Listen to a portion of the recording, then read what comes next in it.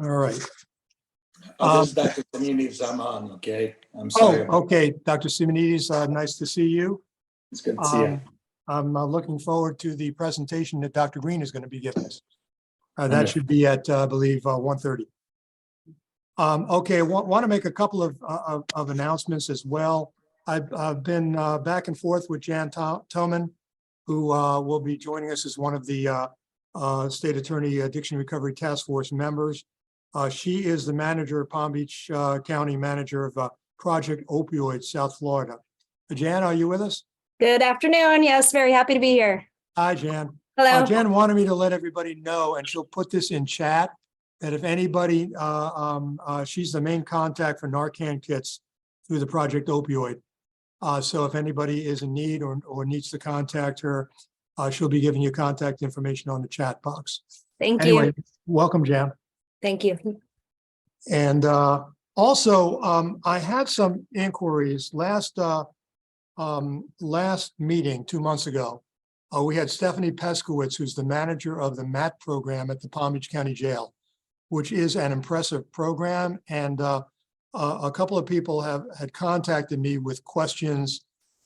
First, hopefully you all saw the presentation. Basically, the jail has voluntarily, the jail, who Sheriff Bradshaw refers to as the largest detox facility in Palm Beach County by default, they instituted on their own, they instituted a MAT program for inmates. Now, there are certain qualifications, but every inmate that comes into the jail is screened for as to whether they need to be on this program or would like to be on the program.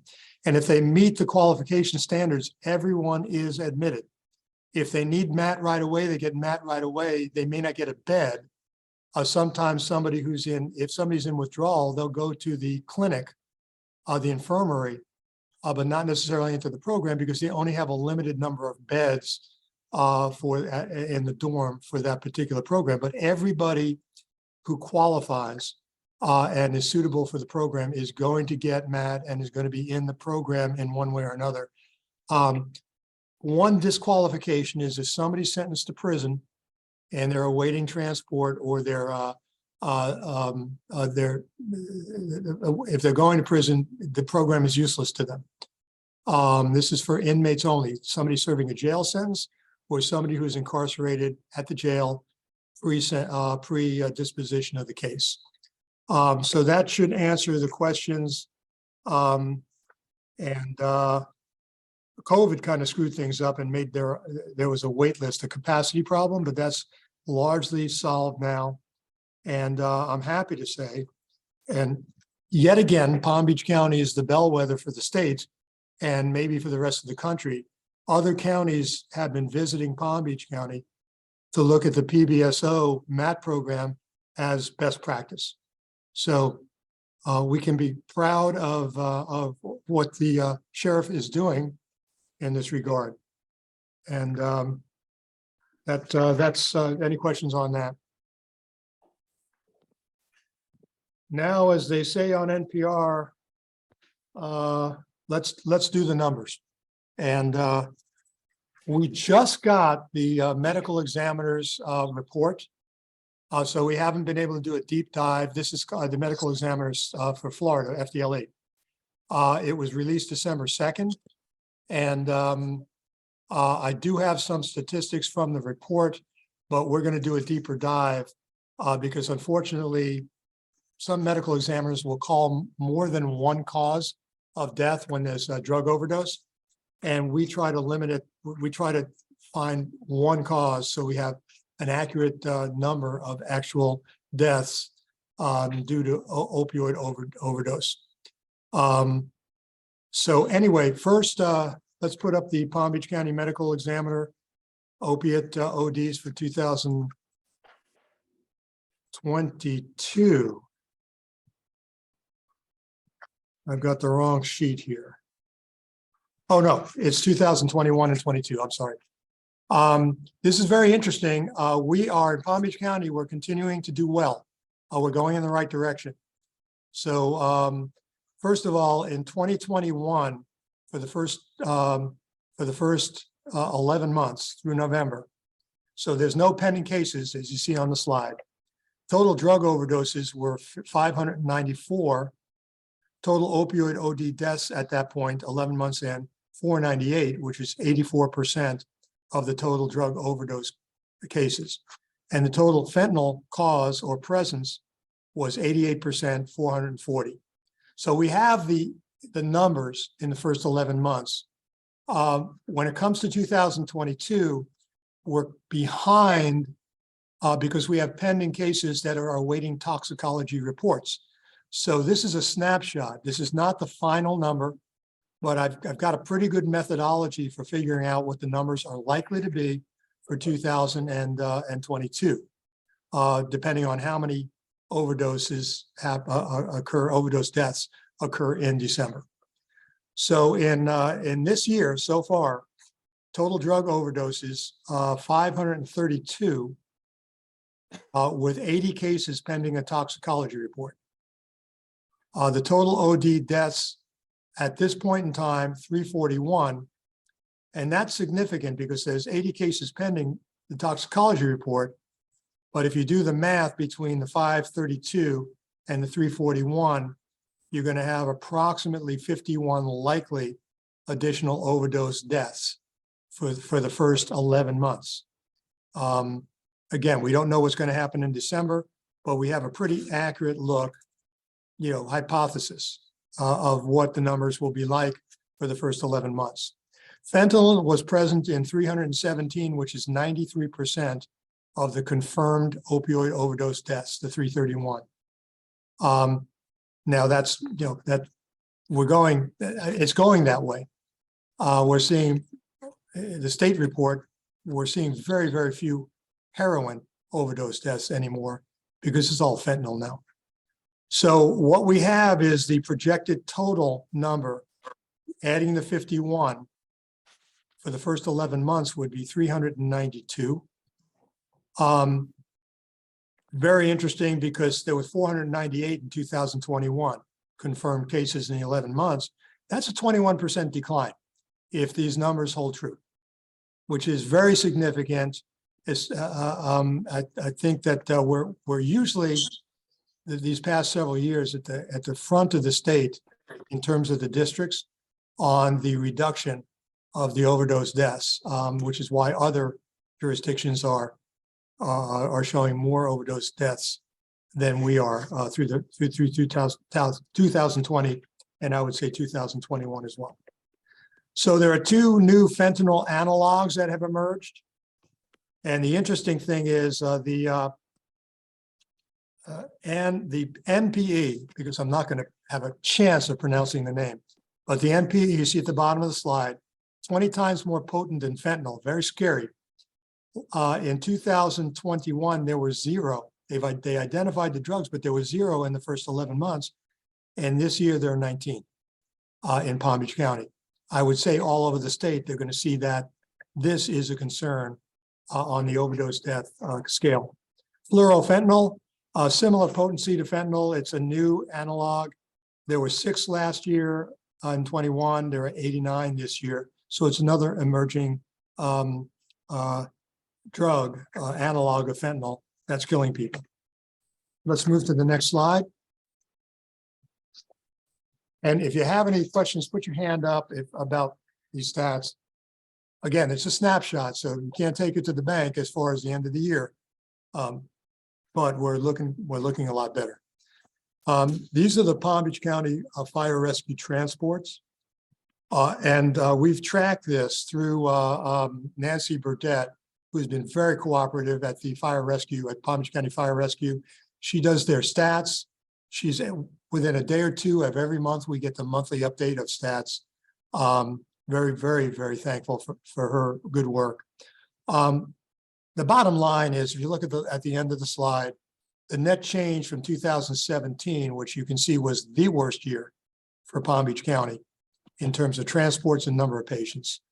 There's been a 46% net reduction in transports in the last 5 years. So that's a good stat. Now let's move to the last slide. This is the medical examiner's report. Like I said, I just got this a couple of days ago. It wasn't a second. It was this week. So it was I think the 6th, yesterday, or the day before that they actually released this, they meaning FDLE. As you can see, the number of overdose deaths, opioid overdose deaths, has increased in the state by 7%, 569. There were 6,442 opioid caused deaths, which is a 6% increase over 2020, an extra 353. Fentanyl present in 6,417 cases. Caused the most deaths of any drug. Fentanyl caused the most deaths of any drug.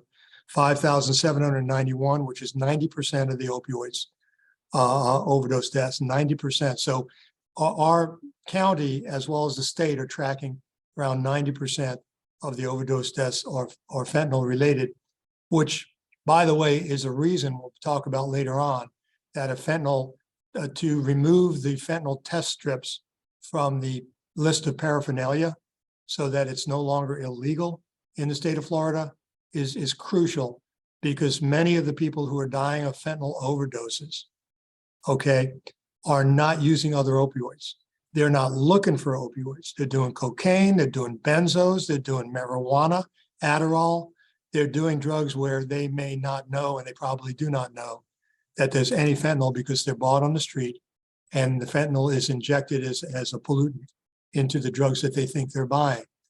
Fentanyl test strips, if they're readily available at drugstores for $5, can save hundreds, if not thousands of lives. Okay, we'll get to that later. Fentanyl analogs cause 1,152 deaths. That's not in addition to the fentanyl, that's in the grouping. And that's a 36% increase over 2020. So the analogs are becoming more and more present as opposed to just the run-of-the-mill fentanyl. Fentanyl presence has increased by 10.5%, an extra 611. Fentanyl caused death increased by 9%. That's 489 extra additional over 2020. Fentanyl caused deaths. Fentanyl analogs were present. The presence of fentanyl analogs increased by almost half, by 41.5%, 822. So fentanyl is getting into everything.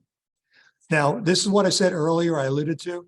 Heroin and morphine caused death decreased by 48% in 1 year, which tells you that we're no longer seeing heroin, we're no longer seeing morphine as much as we are seeing the fentanyl that's killing everybody. Okay, that's our stats. We also gave you the individual monthly breakdown on the fire rescue. Now let's go. We're going to have to interrupt, I believe, our updates when Dr. Green shows up, but let's start them right now. So if I can find, here it is. So let's begin with, okay, Whitney, let's do the FAR update as far as the numbers are concerned.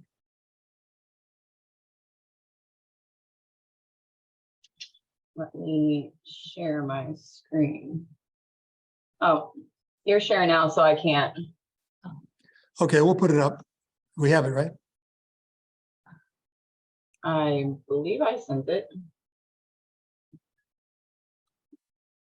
We didn't receive anything from her. Oh, we didn't receive anything from you. Oops.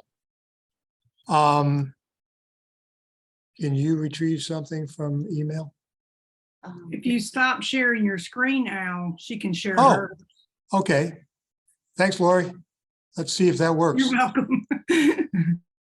Okay, duh. Hey, good to see you all.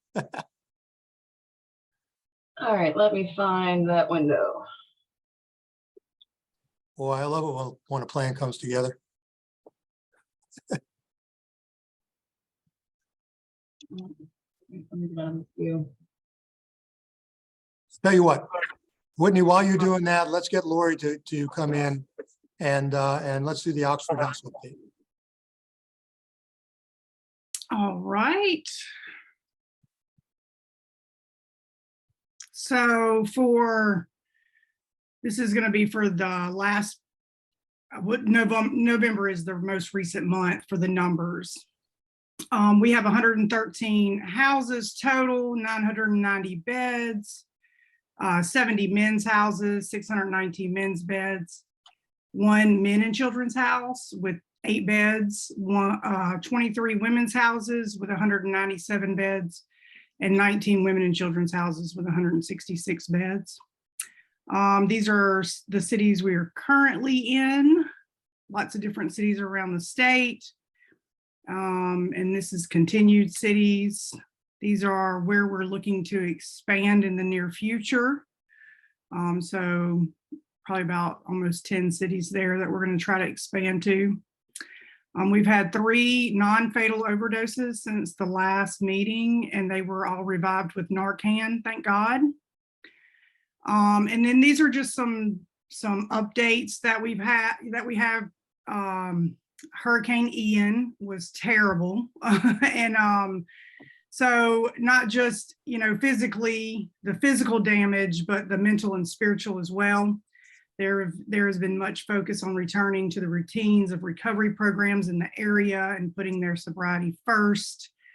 Chapter 4 is making a remarkable comeback after initially losing a house to flooding and experience such an incredibly devastating I'm sorry, that doesn't sound right, but it's a horrific experience. And for Oxford House, this is the first time that they've been through a major hurricane like that. So it is very trying on the staff and the residents. So they're coming back around, and that's a wonderful thing. Of course, as well as everyone else in the area. The CEO, Kathleen Gibson, and some other staff, the regional manager for Florida, Michael McKehoe, and the resource coordinator, Elizabeth Lewis, met with Visit Orlando and viewed potential hotels to host the upcoming Oxford House Convention, the World Convention in 2024 that probably many of you will be receiving invitations to. It's a very exciting experience. And if you've never been, it is very interesting to see how it all comes together. It's around 2,000 people that live in Oxford House in recovery all come together, and we host this big convention for them to come to. The Oxford House State Association will be hosting a weekend leadership summit in January to provide in-depth training on housing services aspect of Oxford House. All 17 chapters across the state will be sending members to this event, and the Oxford House Florida State Association has decided on dates and the location of the Oxford House Florida Convention, which will be in May of 2023. And if anybody is interested in attending that event, you all can let us know, and we will make sure that happens. There's a lot of different unity events coming up to focus on togetherness.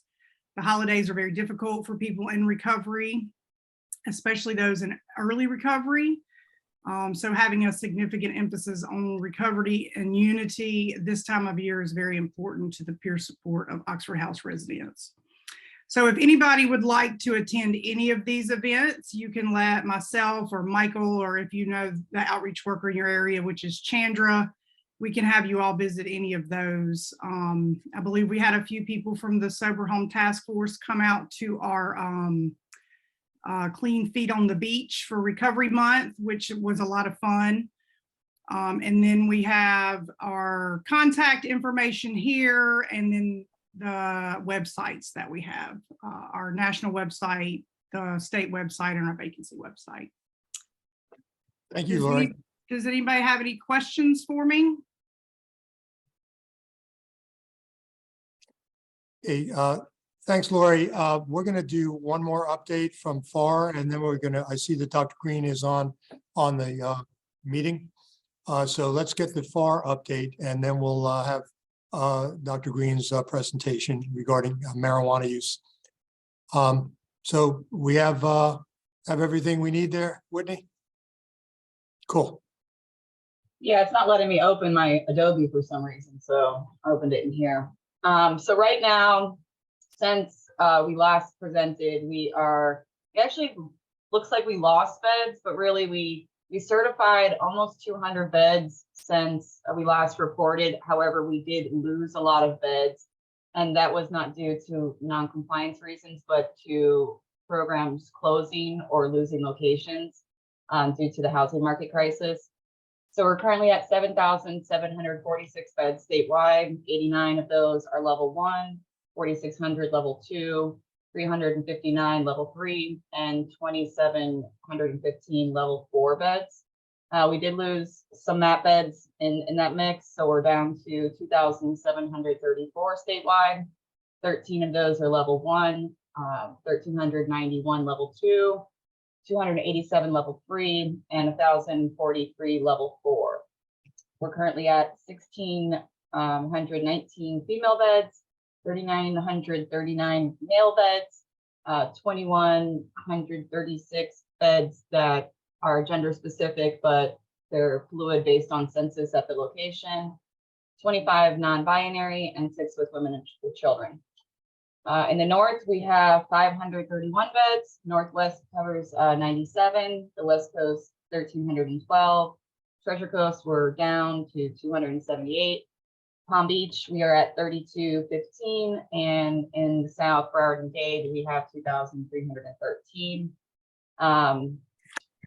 Since we last reported, there were 6 overdoses. 3 of those resulted in death. And I do want to give you guys an update because the last time we presented, we reported a 1-and-1 overdose that resulted in death. And it was really a three overdoses, 1 death.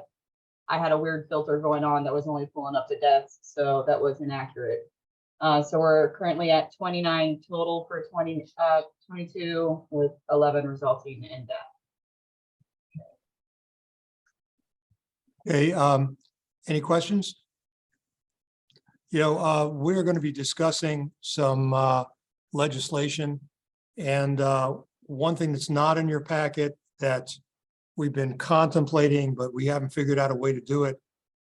But if there's any argument, this is not necessarily a scientific argument, but if there's any anecdotal argument for the value of certification and Oxford House, as far as housing for people with opioid use disorder, especially, but substance use disorder, it's that statistic of the number of deaths over the course of the year. When we're talking 8,411 opioid-related deaths in the state in 2021, and then we look at how few of those deaths, as tragic as they are from certified housing or Oxford housing. It really, to have uncertified recovery residences out there is even if it's a good house. For every good house, I can tell you through our law enforcement, there are houses that are co-ed, allowing the use of drugs, turning the other cheek or the other way, or encouraging the use of drugs and just calling themselves a recovery residence, so police namely, will stay off their back.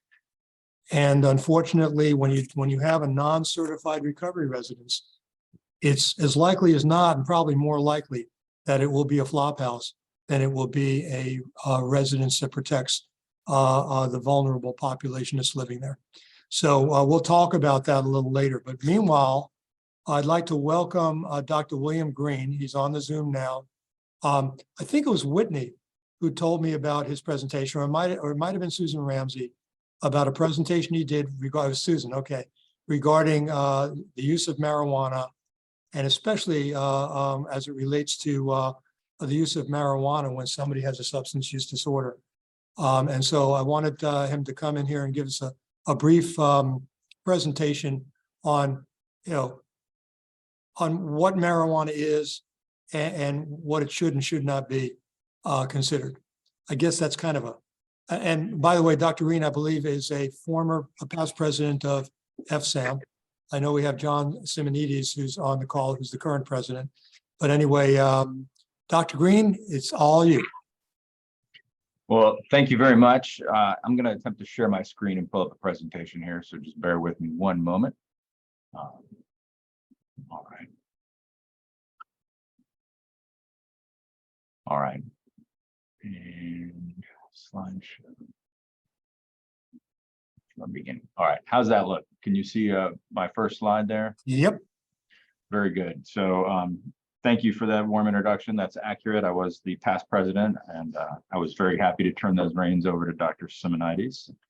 I'm an associate professor up here at University of Florida in Gainesville, where I practice addiction medicine and I teach addiction medicine. I'm the medical director for UF's detox unit, and I am the program director for UF's addiction medicine fellowship program. We have the largest fellowship program in America with an annual complement of 6 fellows. So we've trained hundreds of doctors in addiction medicine. Many of them are practicing throughout the state. I may be a Gainesville guy now, but I do have Palm Beach County roots. I was mostly raised in Delray Beach, and I went to high school in West Palm Beach, Cardinal Newman. Go Crusaders. So without further ado, we'll get right into it here. I was asked to talk for about 20 minutes, so I'll try to stick to that. 25 minutes, somewhere in there. I have an ambitious agenda here today. We'll review a little bit about epidemiology, take a look at the legal, political, economic landscape, review some key policy statements from national entities. I'll discuss the therapeutic value of cannabis and cannabinoids, as well as the harms associated with cannabis. We'll talk about the issue of ever increasing potency and sort of conclude with some recommendations. Cannabis has been known to have medicinal properties for thousands of years. That's not really ever been in debate, dating back to ancient China. 2900 BC is when cannabis's pharmaceutical medicinal properties were first discussed in the general sense. We've moved well past whole plant material as medicine now. You know, no one's out there smoking foxglove flowers for the digitalis effect. We have a tried and true method of drug discovery and delivery through a process of FDA approval, safety, and efficacy. And the current way that cannabis has been brought to legalization through the medical route largely evaded that traditional drug development pathway. So there's some good news. If there was any silver lining to the COVID pandemic, one of those elements would be that high school students were using less drugs during the pandemic. And I having being the father of 2 high school students, I can attest that they largely stopped going out and instead were experiencing the world from their bedrooms using their cell phones. We did see a dip in drug use, including cannabis use, amongst 12th graders, 10th graders, and 8th graders as well. However, that's about where the good news ends. In terms of young people in general, age 19 to 30, cannabis use has been on the rise for the past decade, quite steadily. Just to break it down, according to the Monitoring the Future panel study published in 2021, amongst young adults aged 19 to 30, 42.6% have used cannabis within the past year, and nearly 11% report using cannabis on a daily basis. That was an eye-opening statistic to me. You know, as we've seen more legalization and medicalization, the perceived risks associated with cannabis have dropped, and therefore use increases correspondingly. In general, the past year, past month, and daily cannabis use has reached the highest levels ever recorded since these trends were first monitored in 1988. As far as legal landscape, we've seen a steady legalization sweeping the nation. This is a relatively recent map looking at recreational use, medical use. The orange states are the few holdouts where it's not legal at all yet. Everywhere else, it's somewhat legal in various capacities. As of October, recreational marijuana is now legal in 19 states and Washington, D.C., and medical marijuana is now legal in 37 states and Washington, D.C. Of course, this map will, just a reminder of where marijuana is legal under federal law. All those states are shown in green here. And it is still a DEA Schedule I drug as of now. We can talk more about that later. In case you didn't hear, big news in October, the White House administered or announced that they were going to be pardoning cannabis convicted people serving sentences in federal prisons, call for governors to do the same in their states, and announced the beginning of a review of marijuana's federal drug classification. So as we speak, many important people in Washington, D.C. are reconsidering whether or not we actually want cannabis to be a Schedule I drug, which is kind of silly when you consider drugs like crack cocaine and methamphetamine are Schedule II drugs. This has become a big business in America. Legal cannabis sales were only 1.5 billion in 2013. That number is now $25 billion a year. That's just lawful cannabis sales. I did the math. That works out to every American adult spending $125 per year on legal cannabis sales on average. And of course, most adults are not purchasing cannabis. So those that are spending a lot of money. And I can't drive anywhere in Gainesville without seeing at least 2 different cannabis stores between point A and point B. So clearly it has become a large business. Thought it's helpful to review some public policy statements. This one's older, but relevant. The American Society of Addiction Medicine is the nation's leading authority in addiction medicine. And they published the definitive textbook on the topic, and really is the voice of addiction treatment and education in America. In 2011, they issued a white paper on medical marijuana, basically strongly rejecting it. They recommended that all cannabis and related products should be subject to FDA approval, and just did not support any efforts to legalize cannabis. That's background info at this point. 2013, the American Medical Association issued a public policy statement highlighting cannabis as a dangerous drug, public health concern, should not be legalized, and but did mention that public health-based strategies rather than incarceration should be utilized. And of course, additional research was encouraged. 2017 marked a landmark publication from the American Academy of Sciences, Engineering, and Medicine. This was a wide compilation of research from an expert consensus panel summarizing all the health effects, harms, and benefits of cannabis and cannabinoids. This undertaking reviewed tens of thousands of scientific articles and summarized what we know to date. I will distill that down to a few slides for you here briefly. So there is some therapeutic benefit to cannabis, but it's not as much as you might believe based on what you've heard, from all the purported benefits. The actual proven benefits include treatment of chronic pain, antiemetic, and muscle spasticity and MS. And that's about it. It may also help with some short-term sleep. And that's really about it in terms of actual proven scientific benefit. In terms of harmful effects, one conclusion of this study, which was important and a little bit counterintuitive, was that cannabis is actually not associated with lung cancer or head and neck cancer. One might have assumed it would be, but it is actually not. It is, however, associated with numerous harms, including pulmonary harms, more chronic bronchitis, worse respiratory function, and a number of harms cannabis is clearly associated with. So motor vehicle crashes, pediatric injuries, lower birth weights for mothers using cannabis while pregnant, impairment in various cognitive domains, development of schizophrenia or similar conditions, mania and hypomania.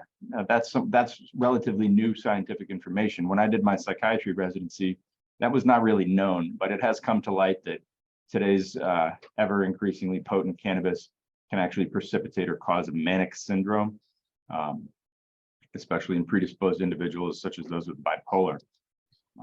It's also associated with worsening or increased in depression, suicidal ideation, suicide attempts, suicide completions, and worsening social anxiety disorder. So just to summarize there, doesn't really help with any mental health conditions, but may cause or worsen just about every mental health condition you can think of. The American Psychiatric Association is known for being pretty liberal with respect to addictive substances, but in 2019, they issued a public policy statement essentially stating that there is no current scientific evidence that cannabis is beneficial for any psychiatric disorder, and rather it is associated with the onset of psychiatric disorders. 2020, ASAM issued another large public policy statement summarizing their thoughts and attitudes towards cannabis, and both as in its medicinal role as well as its recreational role. So I'll just summarize some of that briefly here. In background, they did mention that CBD or cannabidiol has become quite popular and might be useful, but we don't know. And it does not appear to be intoxicating or addictive or habit forming. In the past decade, cannabis use has increased quite a bit, as I highlighted earlier, as well as the prevalence of cannabis use disorder has doubled, increasingly viewed as harmless.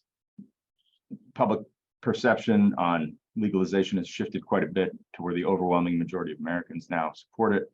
And amongst cannabis users, approximately 20% will meet criteria for cannabis use disorder. When we think about cannabis use for medicinal purposes, only about 10% of users do so for medicinal purposes. And of those, 75% of them also use it for non-medical purposes.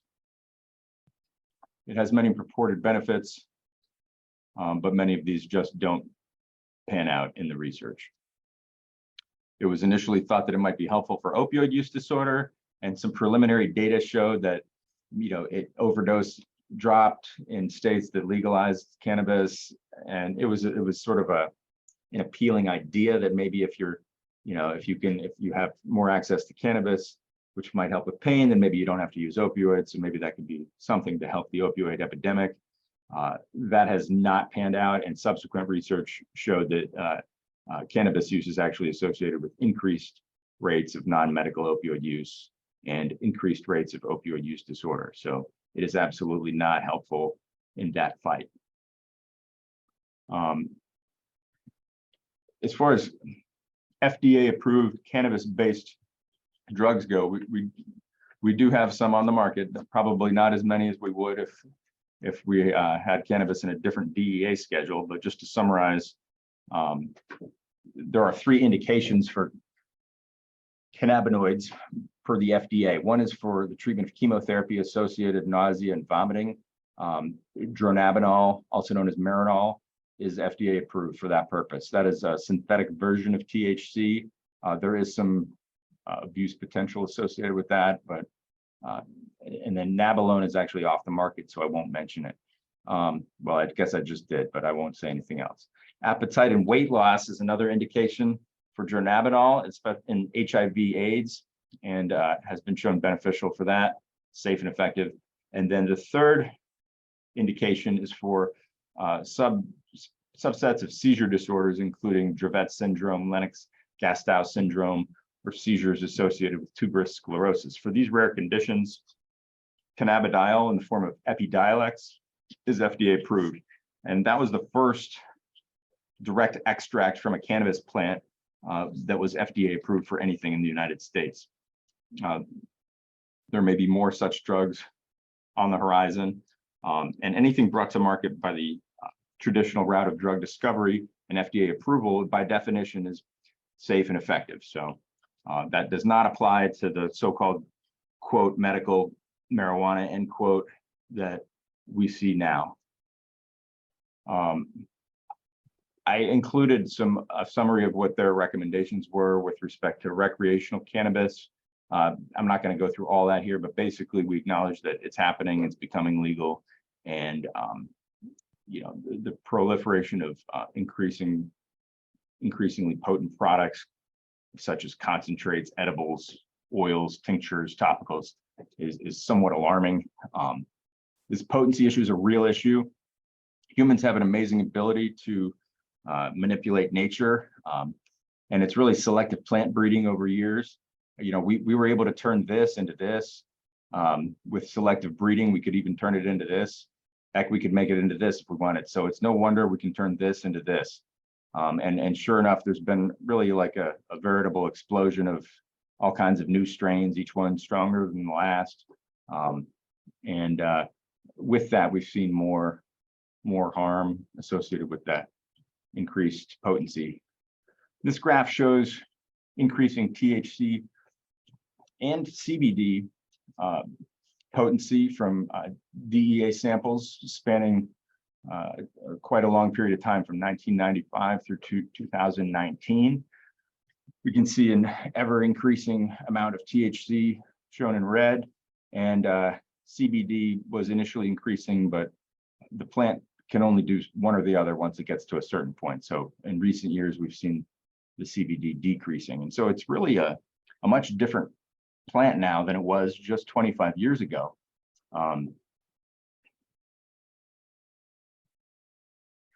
And we see, it used to be back in the old days, you had regular flour or you had hash, and that was about it.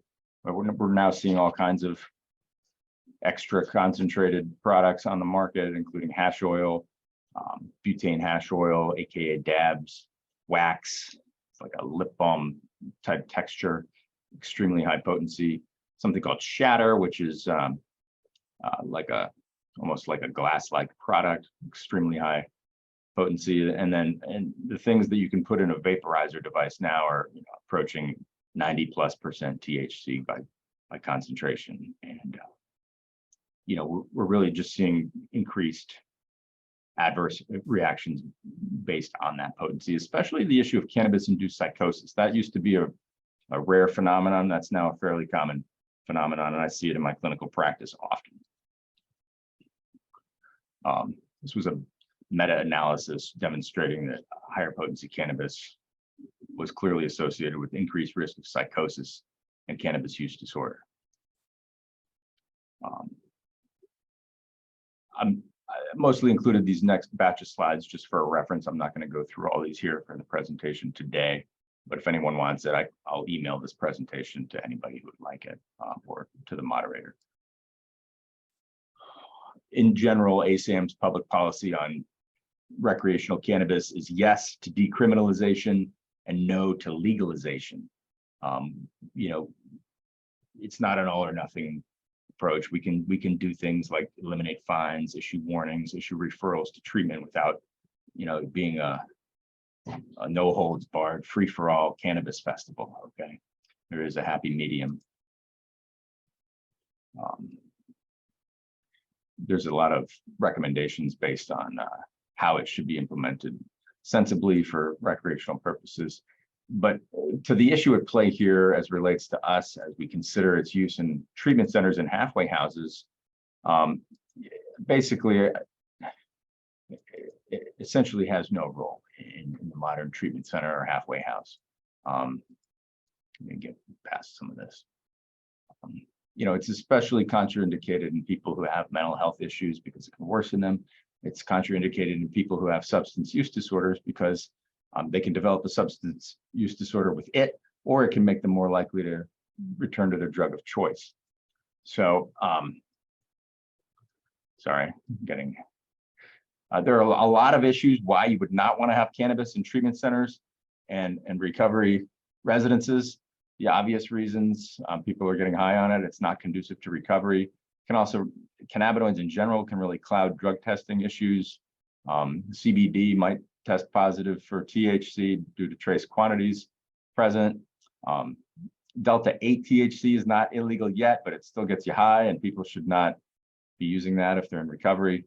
And then synthetics like the so-called K2 and spice, we've seen that fade somewhat, but those are still available to a lesser degree. Those do evade drug testing typically, but they're highly abusable and dangerous. So, Delta 8's the latest craze, and we're probably seeing more of that because it's a natural byproduct of CBD production. It is still legal, but definitely psychoactive and intoxicating and should clearly be avoided by people in recovery.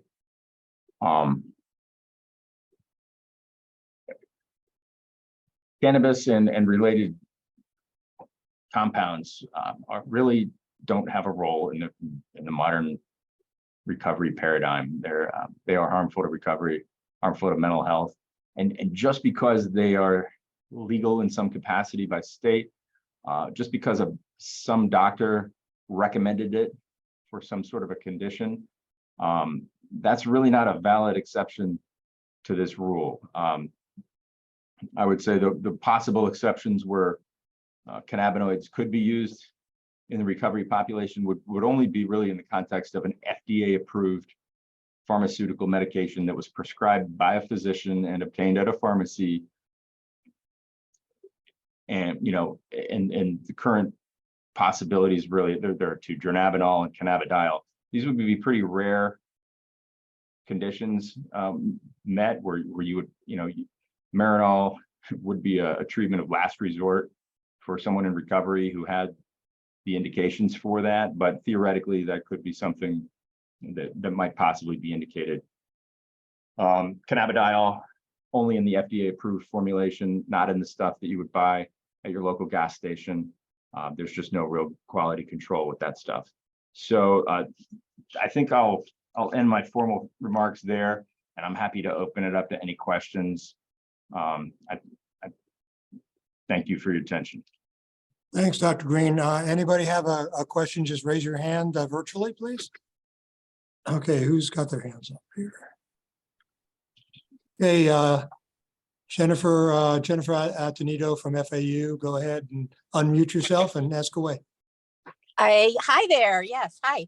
I am Jennifer Atenito from FAU, and I received a consortium grant from UF for medical marijuana research. So thanks UF for that. And in the process, I've gotten to know a little bit more about the research, the attempts towards understanding the benefits of marijuana for medical use, but information is really limited, and we haven't been able to engage in the level of research that we'd like to. Now, I heard that that marijuana, I don't know how to say it exactly, but access to conducting clinical trials at the federal level was just recently changed. So we're going to have better access to marijuana to study its effects better. This was just a few days ago. And so Dr. Green, by the way, thank you so much for your presentation, and I want your slides, but is there anything you can say about that? Yeah, I think, ACM's position, and I strongly echo that sentiment, would be that we strongly support descheduling cannabis from Schedule 1. That's really hampered research. I don't know anyone who's reasonably opposed to more research, more scientific research to help answer these questions. What medicinal properties does it have? Which cannabinoids have those properties? How do we get that translated into a safe, effective medicine, something that has the therapeutic benefits without the intoxicating, addictive potential? And the fact that it's been a Schedule 1 drug is tremendously hampered research. And we're way behind on that front. So yeah, I mean, I support those efforts. I can't speak to the specifics of what happened 3 days ago. I hadn't heard about that. But I think it's great. Anything we can do to improve our scientific knowledge base on this complex topic. There was an article that came out a couple of days ago. The Biden administration has opened up a catch of money for research. I'll look for the article. I thought it was in the handouts, but it's not. So I'll get it out to everybody in the next couple of days. And Dr. Simonides, you had your hand up as well. Oh, yes, thank you. Yeah, I would like just to thank Dr. Green for this presentation of I 100% agree with him. There's no place for marijuana in the recovery world. Very rarely, maybe there's exceptions, but really, it's not, definitely is not the first choice. The word, of course, medical marijuana is tricky. The medicine word is against that terminology, but it's not, was initiated by the health work or physicians. That was more like marketing name for the product itself. The research, we all welcome research. There's receptors for the endocannabinoids in the brain as much as there's opiate receptors or GABA receptors, and receptors, they have specific role and specific way of action. And we know that up until this time, there's no anything proven that marijuana is effective in any kind of psychiatric condition or in addiction. Thank Yeah, you. these are conversations I'm having at least once a week with patients who come into the detox unit and they tell me, oh, I'm on medical marijuana, you know, and we have that difficult conversation. That's obviously not something you're gonna be able to continue in treatment. And if you're serious about recovery from addiction, that's something that you're gonna have to say goodbye to. So it's, you know, I would feel there's no obligation to try to honor some patients' need to have their medical marijuana in a halfway house, in a treatment center. It's just a simple no.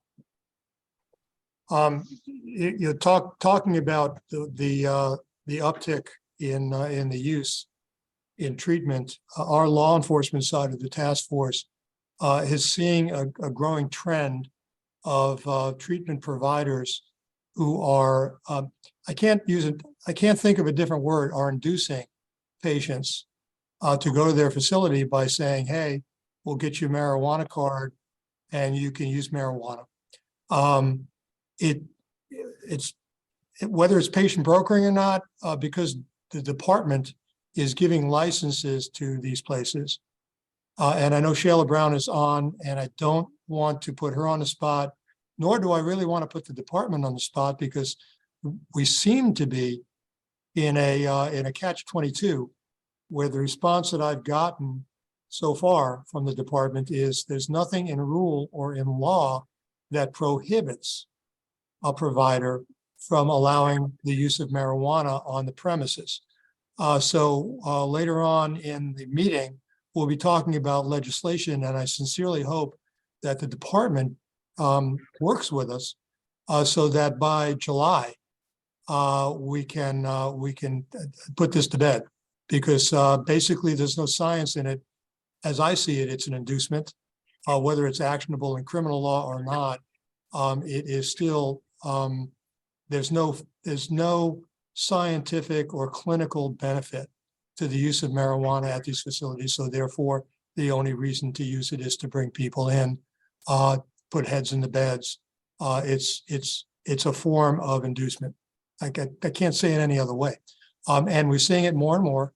We see it in Palm Beach County, we see it in Broward County, and we're, you know, beyond that, I'm sure there are places on the West Coast and up north as well.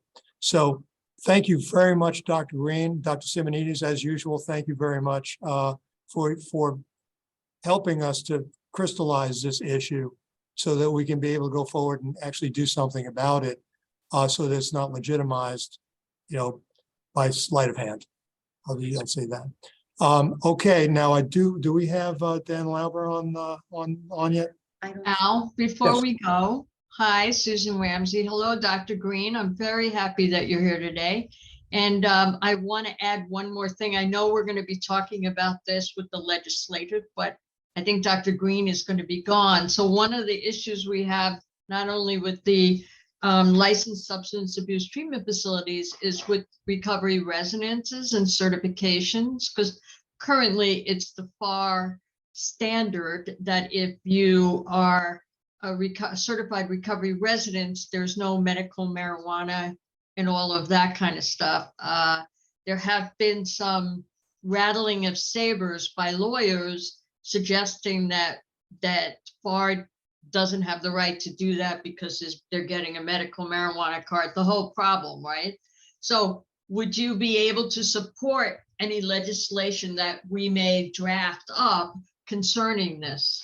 Actually, the question is for FSAM now, which would be much more important in terms of having the entire association. I'm sure that Dr. Green and Dr. Simonides personally would support this, but I think Dr. Simonides, can you look into, and I'll send, you have copies of the legislation. We may change slightly, but if you can bring it to FSAM and see if they can support this in the next legislative session in March, that'd be great. Sure. I'm That's now for sure. on that committee, so I won't shut up about it. All right. I see Alton Taylor, you have your hands up. Mr. Taylor, Alton, what's going on? Yeah, Dr. Green, we've been working on crafting new protocols around marijuana, similar to covering some of the principles you laid out. Are you available to do any kind of consulting? Brief consulting? Why don't you shoot me an email offline? We can discuss Okay. that issue further. It's wgreene@ufl.edu. And I will send out I have had a couple requests for this PowerPoint. I will have it distributed to everyone. Yeah, Dr. Green, if you send it to us, to Mary Ann, she'll will. send it out to everybody. I will do that. Thank you. All right, thank you. Okay, now we were in the middle of updates, so let's go back to the Addiction Stabilization Unit. Dr. Andriek, Belma Andriek, do you have an update for us? Sure. Let me share the screens. Sorry. Give me just a second. While you're doing that, just in case there's anybody on the Zoom meeting that's not aware of the Addiction Stabilization Unit, it's run by the Palm Beach County Healthcare District in combination with JFK Hospital North. And what the concept is, basically a trauma hospital model for overdoses, and also a walk-in clinic so that people can get a warm handoff, be referred to MAT, so that they can be some kind of a basic hub. No pun intended with the hub in the South County, but someplace that's known and that we can filter people through to try to get them into treatment or harm reduction measures. I think that's probably pretty much, a very simplistic concept. Belma, you're up. Yes, you guys can see my screen? Yes. So good afternoon, everyone. Again, I did not share ASU data for a few months now, and thank you for inviting me to present where we are standing right now. And you can see this data is in right upper corner, encountering almost a year and a half, July 1st up to December 4th, just a few days ago. So on the left upper corner, you can see trends for the last, as I mentioned, 15, 16 months. And you can see the trend from month to month. It kind of fluctuates to some extent. We're kind of tracking which months can be busier than others.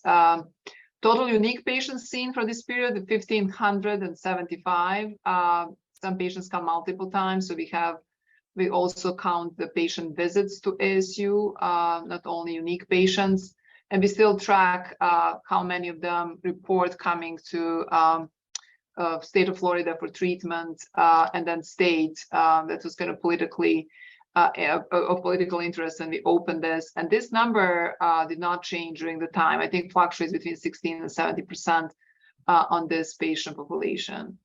You have a little bit more demographic details. I'll leave that for you to analyze.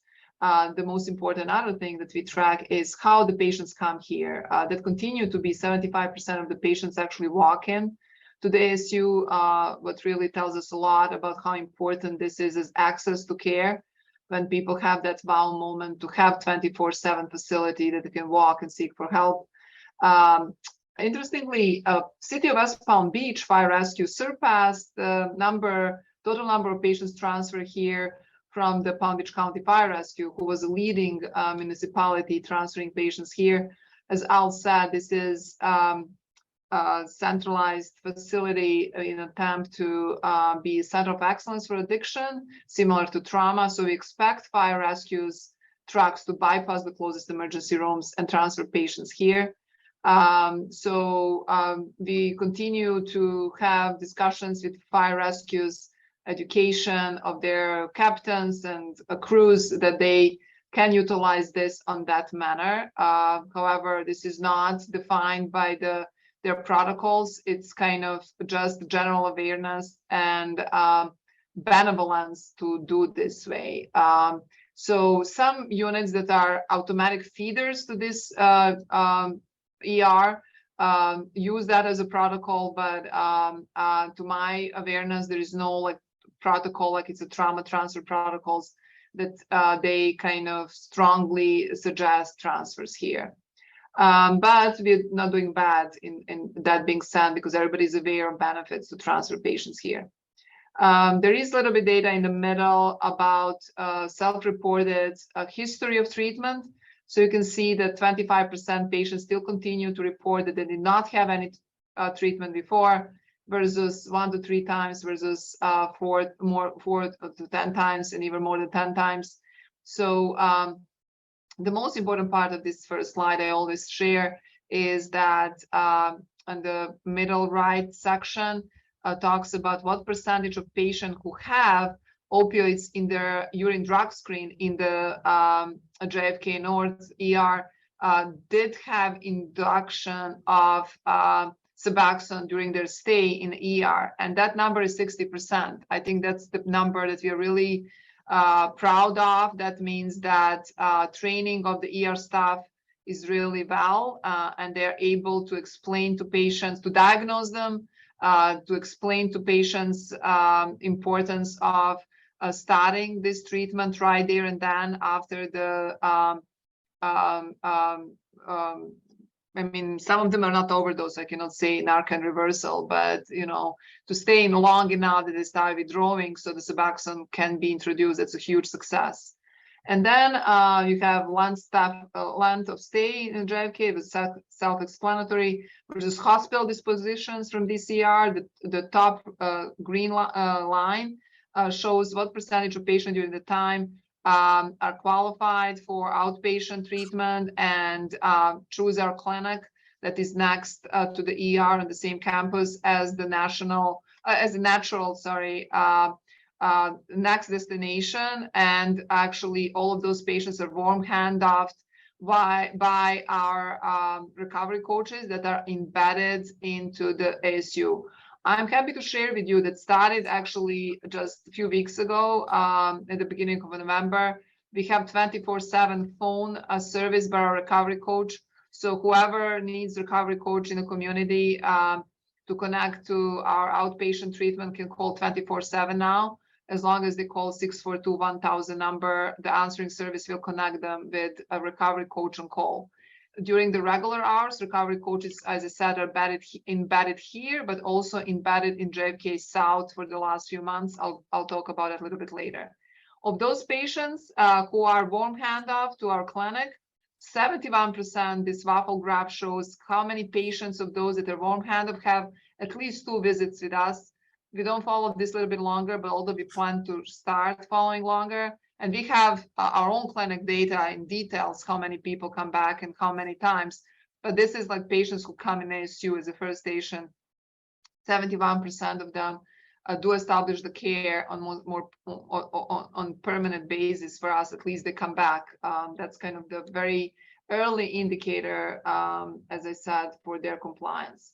There's a little bit more detail about urine drug screens in the ASU. I will also leave that for your leisure to analyze. I think that we as a community should really start paying much more attention that the #1 drug on our streets is cocaine.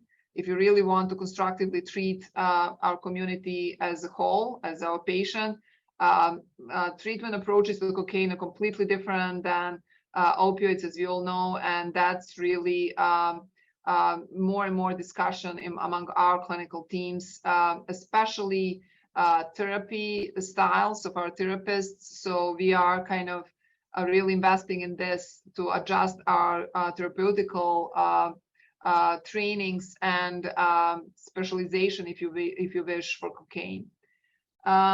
Substance use disorder clinic is our own clinic that is just next step to this ASU, as I said. So this is data, more dive deep in view for the clinic's patients. Not all of them come from ASU. And we have some data how many of them come from ASU. It's in different slide and different presentations. But of all those patients that keep coming to us, 63% overall are homeless for this period of October. We track these data and this detail on this level of detail starting October last year. So most of them are street homeless, but we also have other definition that HRSA expect us to categorize. So doubling up is also considered homelessness, as well as those others, obvious homeless shelter, transitional housing, etc. But number one for us, 36% of our patients come out directly from the street. Age distribution, race distribution, as well as gender, no more surprise. It's very similar to the previous one, no surprises here. Phases of treatment, number of overdoses is everything that you know pretty well. We continue to share brief addiction monitoring cumulative data since the almost inception of our program. And that continued to be one of our focuses, that we seriously track overall outcomes of our program by measuring average use scores, average risk scores, and average protective scores. This particular dashboard is actually base for the state of Florida copying our program, I believe, in 12 or more counties now. And I see Houston Park on this call. He can talk more about it. But these BAM indicators are one of the requirements for all those programs to monitor in this similar way. So that's why we share those tables with them, because we would like to benchmark ourselves against all those other programs, and that at least we all have the similar data that we measure. This is the slide that I mentioned. I'm going to just dedicate a few seconds about who are the new patients in ASU. And you can see here in the right bottom corner that although our clinic accounts for most of the patients that walk in directly to the clinic, you can see that 20 to 30% of the patients come from ASU. But you can see this light blue sleeve of this bar graph showing up now for the last few months. Those are the patients that come to us from JFK South. So this is kind of analysis who are the new patients, how they reach us in our outpatient clinic. And this is overall just ASU, Addiction Stabilization Unit, ER volume visits since the inception. And almost inception. I think we started in November 19. So we are missing 6 months of data here. But when we start tracking data in this manner, this is the trend. So although it fluctuates, it's still up and running. Doesn't follow necessarily decreased trends in those deaths. But we are very pleased to be there, because obviously a need is there. And I'll stop sharing my screen and be available for questions. Anybody have any questions? It's very encouraging to see the numbers increase in South County. Yes. And I know that that you had the hub open up, and so there's more activity at JFK Central. But that is very encouraging, because we have a very large county, and where you're located doesn't serve the entire county efficiently, and so that's very, very good news. And speaking of statistics, we have various ways of grabbing statistics, and I do want to acknowledge Whitney Van Arsdale and OD2A. They're not presenting today. I'll be talking to them about the next meeting in February, but they're tracking data as well, and they have very good information that they can share with us. So stay tuned for that. And I see, Eric, you had your hand up, actually physically had your hand up. I instead thought of that's what. virtually.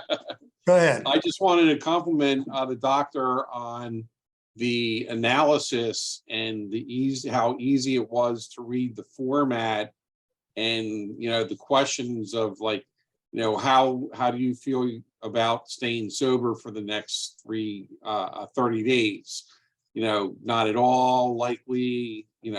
Most of them were extremely likely. So good work, and I really, having a analysis background, it was very easy to follow, especially like with the modes of transportation, how they arrived. You had the different firefighter or emblems on each column. I thought that was easier to read than other ways people present information. Thank you. You're welcome. We actually presented this few slides that were part of the large presentation that Dr. Phillips and I presented on the conference. I see people from Florida, ASAM, so it was very well received, and thank you for inviting us. They actually encouraged us to apply for a national conference, and we did, so I'll share with you if we are invited to present this at national level. But we did presented this on numerous levels in the state. I don't know if Park is here and want to talk about that, but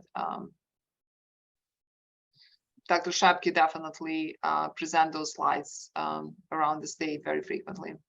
Dr. Andrick, speaking of Dr. Shepke, I know that he was in his position, he was exporting the concept of the ASU and the trauma hospital around the state. Do you have any update on that?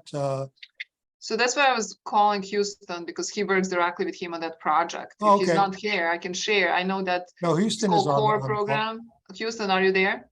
Yes, I'm here. How you doing? Good. Can you give updates on core? Yeah, so thank you for the opportunity. I'm working directly with Dr. Shepke with the Florida Department of Health. And currently we have 12 counties as part of CORE, which is a comprehensive opioid recovery effort from the state in collaboration with DCF and many other partners.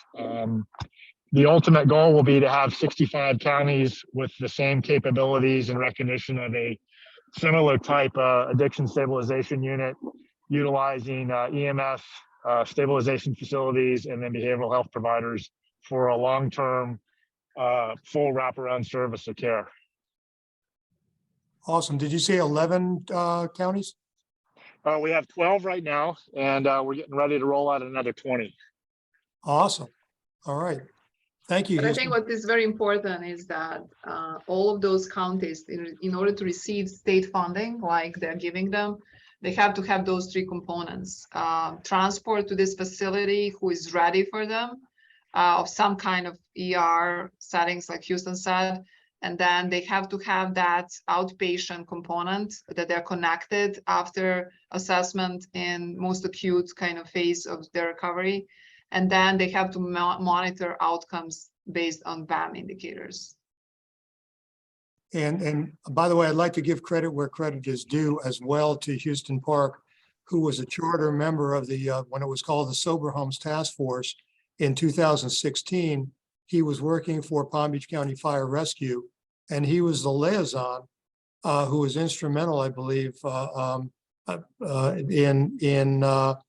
fire rescue standpoint, in enabling the addiction stabilization unit to come into existence. And so in addition to Dr. Andrick and Darcy Davis and the county, Houston, you deserve a pat on the back for getting in the early stages for getting this going, helping to get this going. I Everything certainly started with appreciate Houston. that. No, it's all a team effort. I do appreciate that. But I do want to say that one of the big efforts that we're doing at the state level is implementing medical assisted treatment as a standard. And we're exploring the opportunity for fire rescue to do induction before reaching a facility in certain parts of the state. Wow. So I Oh. can share a little bit about that. That's really very, very exciting news. And actually, Dr. Shapke and I initiated those conversations. So I don't know how many of you follows the most recent publications regarding early induction of Suboxone.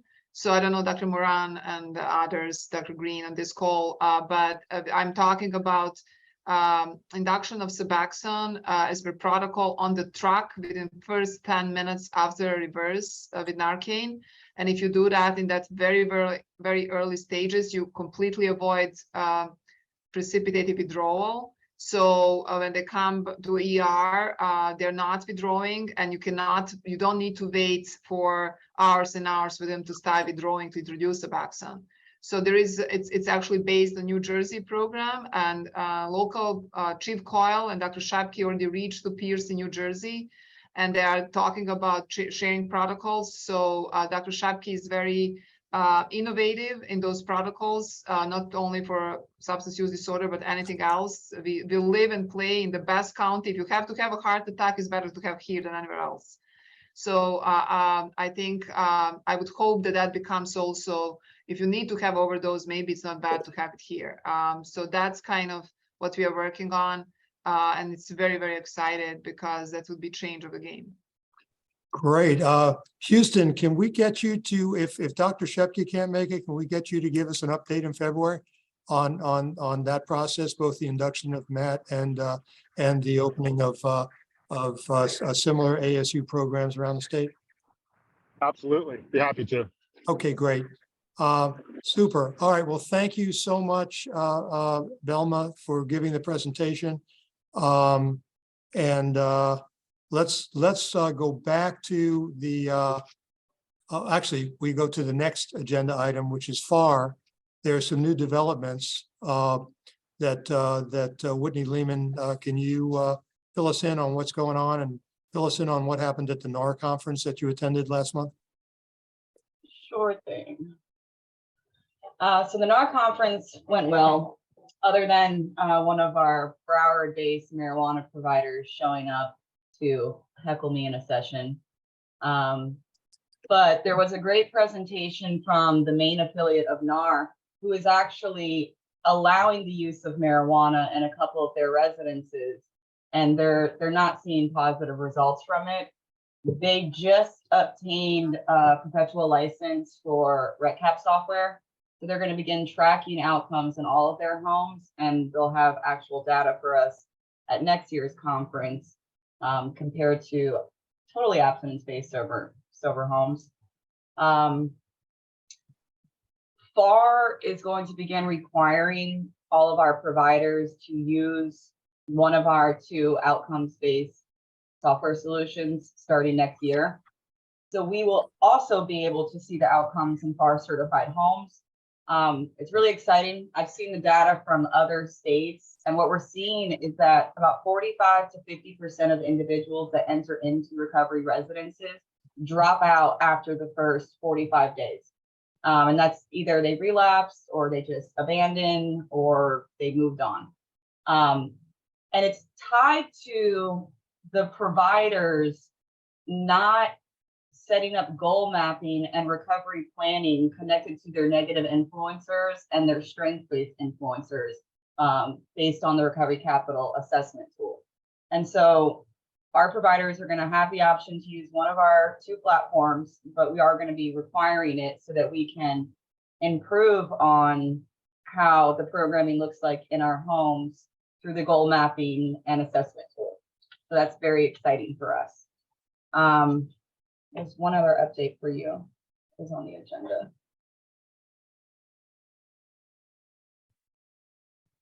Oh, and mental health. Yeah, so we have a great committee right now that's meeting twice a month to develop standards for mental health housing components.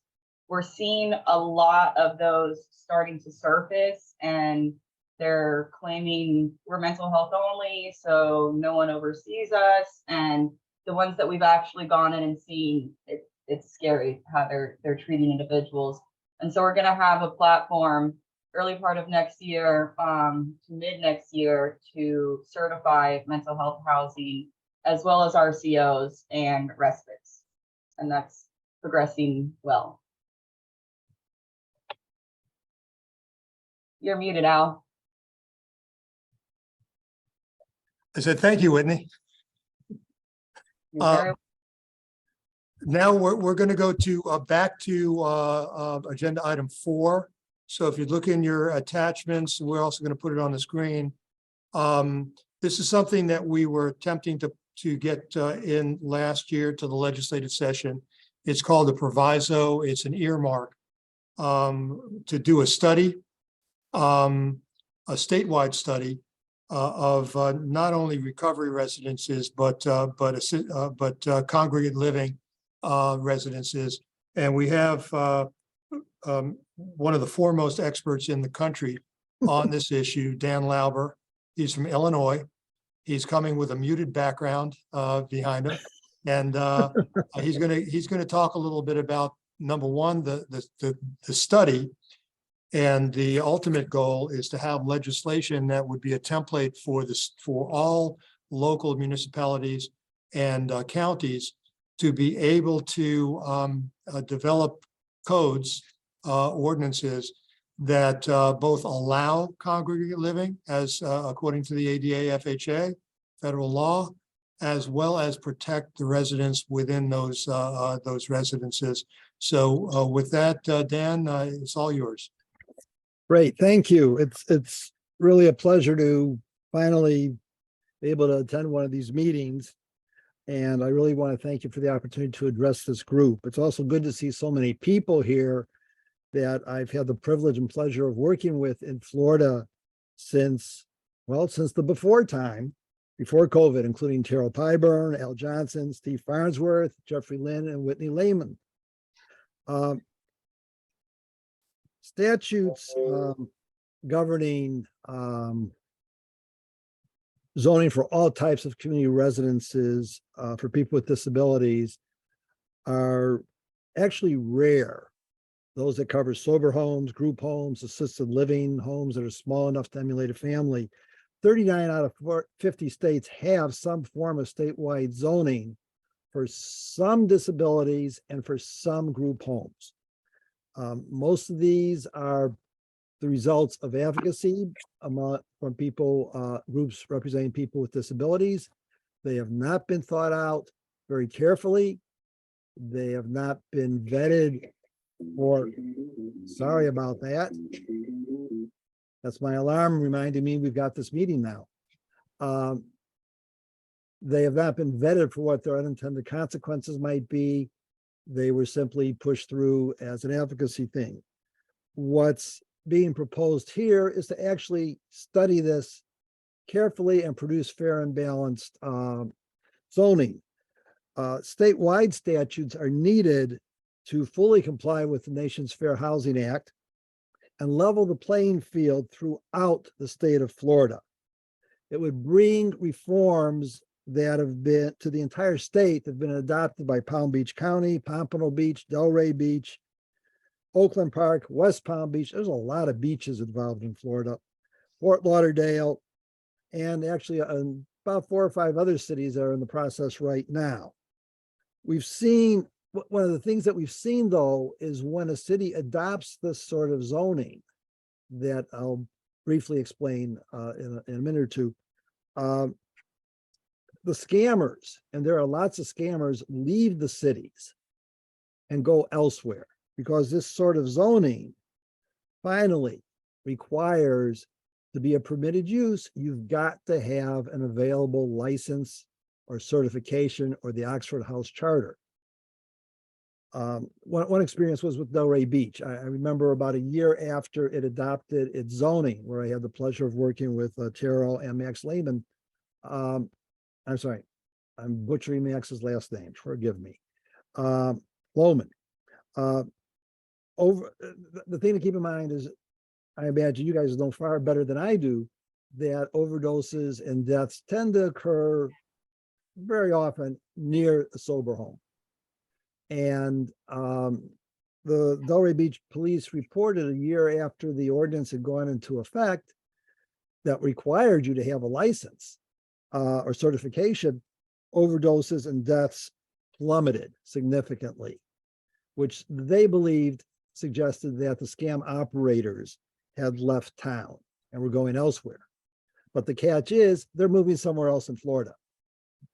And if we have statewide legislation that is very carefully thought out and very carefully prepared, we can prevent this. And they'll probably keep moving to California, as some of them have started to do.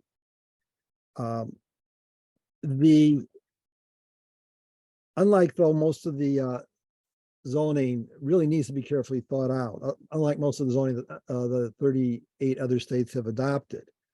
And I want to stress it cannot be written by the entities that are being regulated.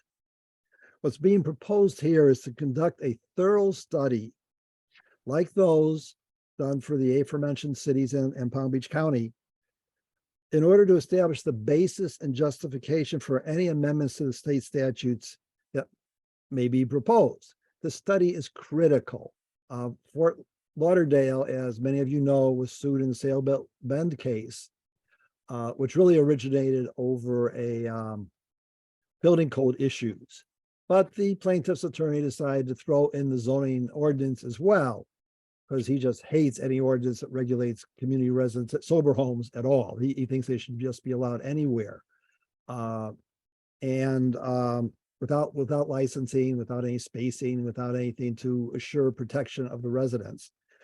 And he threw that into the case, making a big strategic mistake because the sober home at issue was a permitted use allowed as of right. But the judge at the district court level referenced the study that was done for Fort Lauderdale about 6 times as providing the basis and the rationale for the zoning ordinance. And the district and the appellate courts, 11th Circuit, which upheld the district court's decision this past August, also referenced the study a number of times as providing the basis and the rationale for the zoning restrictions.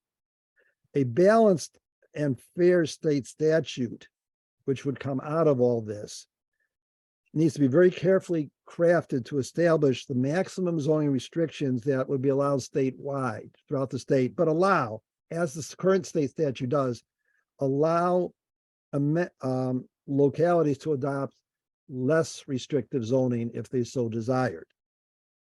And drafting, it's really important to understand that drafting a responsible statewide zoning ordinance is an even greater zoning statute is even a greater challenge than doing it for a city or a county, because you need to allow for all sorts of situations that can occur, largely related to the definition of family. And you got to avoid a slew of gotchas that will appear. You also need to include some limits statewide on what can be a municipality or a county could charge for going through the zoning process. They've got to be reasonable. All of this is part of the reasonable accommodation that the Fair Housing Act requires of all cities, counties, and states. And cities need to be fully aware that if they're just following a provision in the state law that violates the Fair Housing Act, it's not a safe harbor. As a city in Texas learned very painfully when they said, oh, our 2,500-foot spacing distance between group homes, that's just what the state's doing. That did not help them. Also didn't help them when the Texas Attorney General said, well, we're not really enforcing that.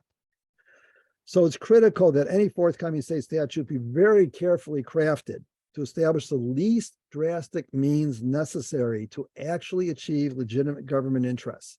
And those interests include protecting the people with disabilities from abuse, exploitation, mistreatment, neglect, theft of funds, even enslavement. And I'm sure everyone here is fully aware of the legendary Kenny Chapman, who was enslaving many of the female residents of his sober homes into prostitution.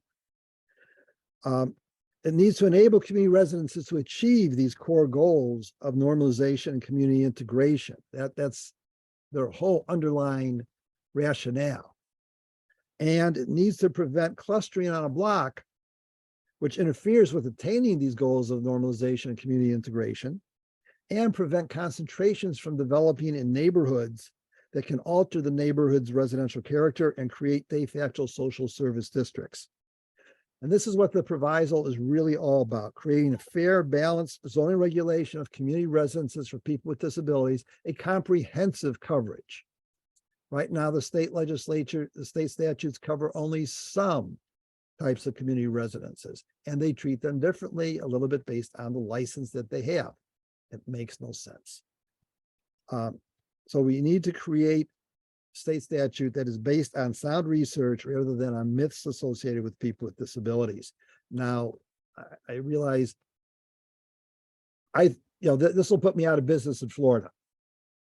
It's against my personal financial interests, but it's the right thing to do. And quite honestly, I thought I'd be put out of business dealing with these issues back when Ronald Reagan signed the Fair Housing Amendments Act of 1988, which added people with disabilities to its coverage as well as familial status. I was dead wrong. It's about time, frankly, for the nation to get behind the law and implement it. And this will do, if the legislature adopts this and adopts this proviso, if it goes ahead and we get a very carefully drawn up statewide statute, it will bring the state of Florida into complete with compliance with the Fair Housing Act, and it will level the playing field, making it fair for every city and county in Florida having the same basic rule, unless they decide to choose to have a less demanding, less restrictive zoning of their own. So I'd be happy, Al, to answer any questions and see if I can confuse and confound folks a little bit further, if you'd like. I think that was pretty instructive and to the point. We're trying to thread the head of a needle here, because even if an ordinance is enacted, right now we're doing it piecemeal. Delray, Palm Beach County, Pompano Beach, Fort Lauderdale, West Palm Beach, etc. It can be abused if we don't give direction, and I think I'm just leading up to, I'm not going to name the jurisdiction because at this point we're trying to work with them. We don't have anybody representative of the jurisdiction, but when you charge $3,000 just to apply for a reasonable accommodation in this context, you're pretty much discriminating. I mean, we've had this come up, and maybe you can talk about what could possibly go wrong with the template that we're trying to achieve here.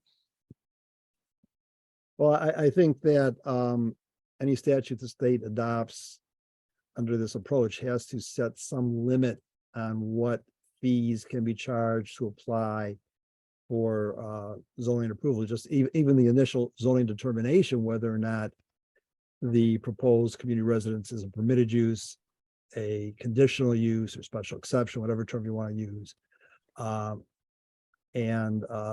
not allowed at all at the site that's proposed for. So you need to have some very, very low fee. I've recommended the cities, keep it $50 or $100 the most, or don't charge anything. And there are cities that don't charge anything, which I think is the best approach for this initial determination.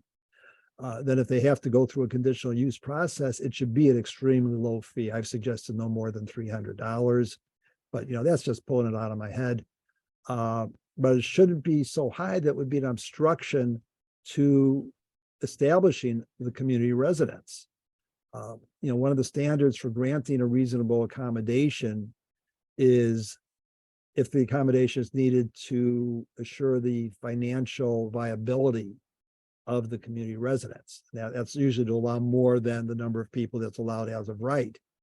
And that's, I think that would also apply to the fees that are being charged.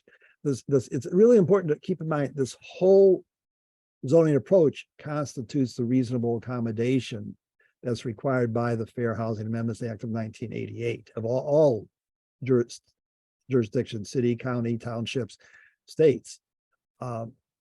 It's different than the protections provided to other protected classes. This is the only class where we have this process, this requirement.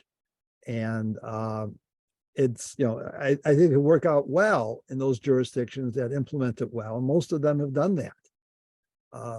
And this is what you brought up about the jurisdiction charging $3,000. That's the first time I've heard of a jurisdiction charging something like that. And with the other cities I've worked with around the country, especially a whole lot in Arizona, where there's a whole different vibe and culture regarding regulating community residences than in Florida.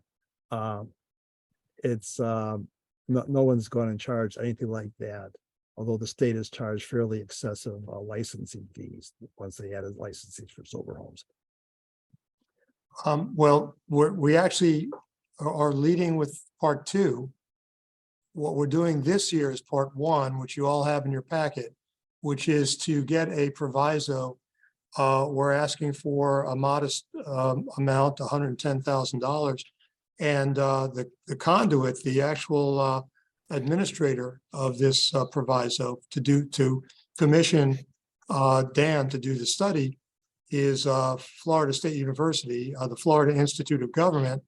And we've been in conversations with Jeff Hendry, who's in charge of of the institute, and they're very much they're very much in agreement with being a part of this process. But this year, for this legislature, and we have to do this through the House, and Representative Mike Caruso, who has been our champion here for the State Attorney Addiction Recovery Task Force, is going to file for the appropriation. So hopefully, we'll all, let our representatives know, and if you're in Tallahassee, to be a part of this, to try to get the ball rolling next year. In 2024, which would be the year once we do the study, once Dan does the study, that we can craft legislation based on the study that then can pass muster on the FHA. And so it's a 2-year process.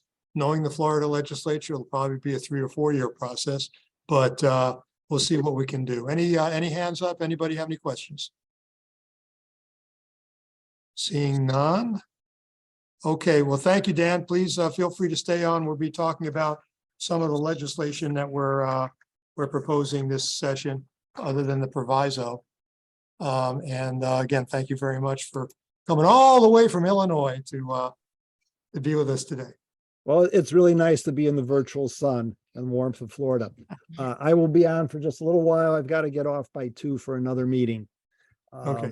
But thanks very much. And I just want to remind everyone, this will open up opportunities for sober homes way beyond what's allowed now in Florida jurisdictions. And the vast majority of community residences will be permitted uses as of right. There'll be no public hearing involved. It'll be a simple administrative process. It's the ones that will locate within a rationally based spacing distance, or for which no license is available, or that wish to exceed the cap on the number of people in a community residence that would need a conditional use permit. Those homes that still comply with the city's definition of family would be allowed as of right and treated like any other family and not count towards spacing distances. They would just be treated as any other family, as the Fair Housing Act requires. So that's, hopefully it doesn't make too many people's heads spin. But like I've warned you, this is very nuanced. It's very complicated.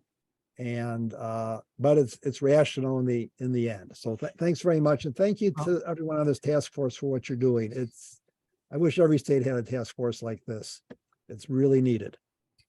Well, thank you, Dan, and you take care. We'll see you again before spring. Okay. Okay, let's move to agenda item number 6, and starting off with the fentanyl bill. Let's see if I can find it over here. Here it is. Okay. Very, very simple concept. It's harm reduction. That if our theory is, and it's pretty much a hypothesis that's soundly within reason, because there are so many fentanyl overdoses that involve no other opioids, but involve other drugs, marijuana, benzodiazepines, cocaine, Adderall. There were reports of a couple of students in Ohio that died of a fentanyl overdose when they were purchasing Adderall on the internet, or on the street. So right now, any testing, anything that tests for drugs is considered drug paraphernalia and is illegal in the state of Florida. We want to carve out, yes, any testing equipment intended for use or designed to use in identifying or analyzing the strength, effectiveness, purity, et cetera, of controlled substances. What we want to add is, and this is from Arizona, we didn't make this up. We lifted this language from Arizona. Other than narcotic drug testing products that are used to determine whether a controlled substance contains fentanyl or a fentanyl analog. I would pose that hundreds, if not thousands, of lives would be saved. I said this earlier today to the delegation, the Palm Beach County legislative delegation. Right now, Senator Tina Polsky is carrying this bill in the Senate. Representative Kelly Skidmore will be carrying it in the House. This almost passed last year. Matter of fact, on the last day, it was stripped out of the bill in the House because there was concern that this would encourage the use of drugs. You know, any harm reduction, saving a life with Narcan, can encourage the use of that person after being revived using heroin again. I mean, we have something that we know time after time. The 4 cadets, for example, in Daytona Beach, cadets from West Point, who bought cocaine. Not a very wise thing to do, but they bought cocaine and then they went to the hospital because they overdosed on fentanyl. And more, because 90% of the opioid overdoses have fentanyl present, or mostly the cause. And then it's about 65 to 75% of all drug overdoses have fentanyl present. So, you know, this is according to the state numbers in 2021, which we're going to deep dive into. So it's really simple. You know, let's make it so CVS, Walgreens, and Publix can have, you know, a pack of test strips that you can buy for $10 and not die when you buy marijuana or Adderall or Xanax on the street. Not to encourage the people who do this, but the fact is people do. So anyway, as a matter of fact, we have an article that just came out a couple of days ago. It's in your packet. At Governor Greg Abbott of Texas says he supports decriminalizing fentanyl testing strips. If Greg Abbott is supporting the decriminalization, surely we can get this through the legislature this year. Anyway, anybody have any comments on that? Any hands up? Nope. Okay. So let's go to the what I call the omnibus bill. And before we do, we've been noticing that there's a carve out for DCF sees a carve out, which effectively makes a carve out from the requirement to certify a recovery residence. If the recovery residence is a day-night, is part of a day-night treatment license with housing. And what we're seeing is day-night housing, okay, as part of the component licensing, are number one, diluting the day-night community with IOP. They'll put anybody in there and think that you know nobody's going to look because it's just a misdemeanor to violate. by not certifying. But I fail to see, we changed this law 2 years ago to include day-night with housing in the definition of recovery residence. But the department, and they make a case for the fact that because there's a component license that includes the housing, that the referrals are not illegal. What I'm going to write up, and it'll be at the next meeting, and I do want to hear from you because I'll send it out to everybody if you don't think this is a good idea. But basically to add specifically in the thou shalt certify with the certifying entity, which is FAR. If you're a provider and you're referring a patient to a recovery residence or accepting a referral from the recovery residence, that we add specifically that includes a recovery residence that is part of a day-night component license. That there is no carve out for that because it's within the license. I think that's a loophole that is being abused based on our law enforcement intel. I see no reason why a day-night facility that has community housing within the community, just like an IOP will be using a certified recovery residence, why that residence out in the community should not be certified. There's no logical reason. There's no that comes to my mind. They're the same as if it was a day-night license without community housing, which requires certification. Anybody have any thoughts? Jeff Lynn, you have your hand raised, so let's ask you to speak. Thank you, Al. Thank you. It's nice to see everyone. I hope you can hear me okay with the microphone that I'm using. I don't have a comment on the specific legislation per se. I'm making a general statement for everyone who's here, and I hope that I'm heard. When I became aware that, and I just became aware, the agency or the department was not requiring FAR certification for the residential or housing component of a day-night treatment with community housing license under Rule 65-30.0081. I was candidly, and to say politely, frustrated because according to my notes, and I have all the prior legislation we've all worked on together, and even before we were all together, we explicitly resolved this by including within the definition, or the legislature including within the definition based upon this group's recommendation and forwarding to Tallahassee, that community housing element fall within the definition of a recovery residence. And I cannot say how that changed, except to say that there are a lot of stakeholders that spend their time meeting in person in the past in this group. And for people like myself, who I'm a small business, and I spend not only the 3 hours together, but hours preparing for these meetings, reviewing everything that I am sent, like I'm sure many of you do. And I take this subject matter critically seriously.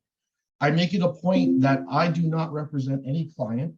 And by the way, let me back up for those of you who don't know me. Yes, I am a land use lawyer, but I stayed at a Holiday Inn Express last night, and I happen to know one or two things about healthcare law. So of the large proportion of my practice that is working with treatment providers and recovery residences, it is my policy of my law firm that I will not work with an entity that is not FAR certified. I don't care what the law is. My clients are not FAR certified, I won't work with them, period, end of story. And so to hear that our work was somehow circumvented, and now we have to try to pass another law to mean what we say and say what we mean. I cannot attribute to miscommunication. I cannot state that there was a glitch in the law or a loophole. I don't know if this was due to lobbying, and I can tell you for sure that all of my clients do not use a lobbyist. They use me. And I certainly didn't lobby for this. So I'm asking, with all seriousness and for the last time, respectfully, for those who attend these meetings that are part of the solution, if you agree to disagree on something, please say so. But please do not go around the hard effort and blood, sweat, and tears of all of the people that are here volunteering their time for free because they care, so that we have to waste our time trying to get elected officials to pass a law that we passed 2 or 3 years ago, which is a critical law about making sure that all recovery residences are certified. And the reason for that certification for me is because you can be a drug treatment provider and have the most exceptional clinicians and best outcomes, but you likely know next to nothing about providing a sober recovery residence that has therapeutic value. You probably just were not trained in that. And so I stand strongly with FAR and their mission, and with NAR, and with DCF and all treatment providers. But I really hope that this is the last time that we have to discuss something that we clearly resolved years ago in black and white language, and there was no vagueness about it. There's no uncertainty about it. I'm not angry or upset as much as I'm frustrated that whatever mechanism caused this to where we have to now explicitly state in absolute uncertain terms and hope, by the way, the legislature passes it without those other powers that be that are maybe in this group right now, but then will communicate separately because they have access to those people in the faraway land known as Tallahassee.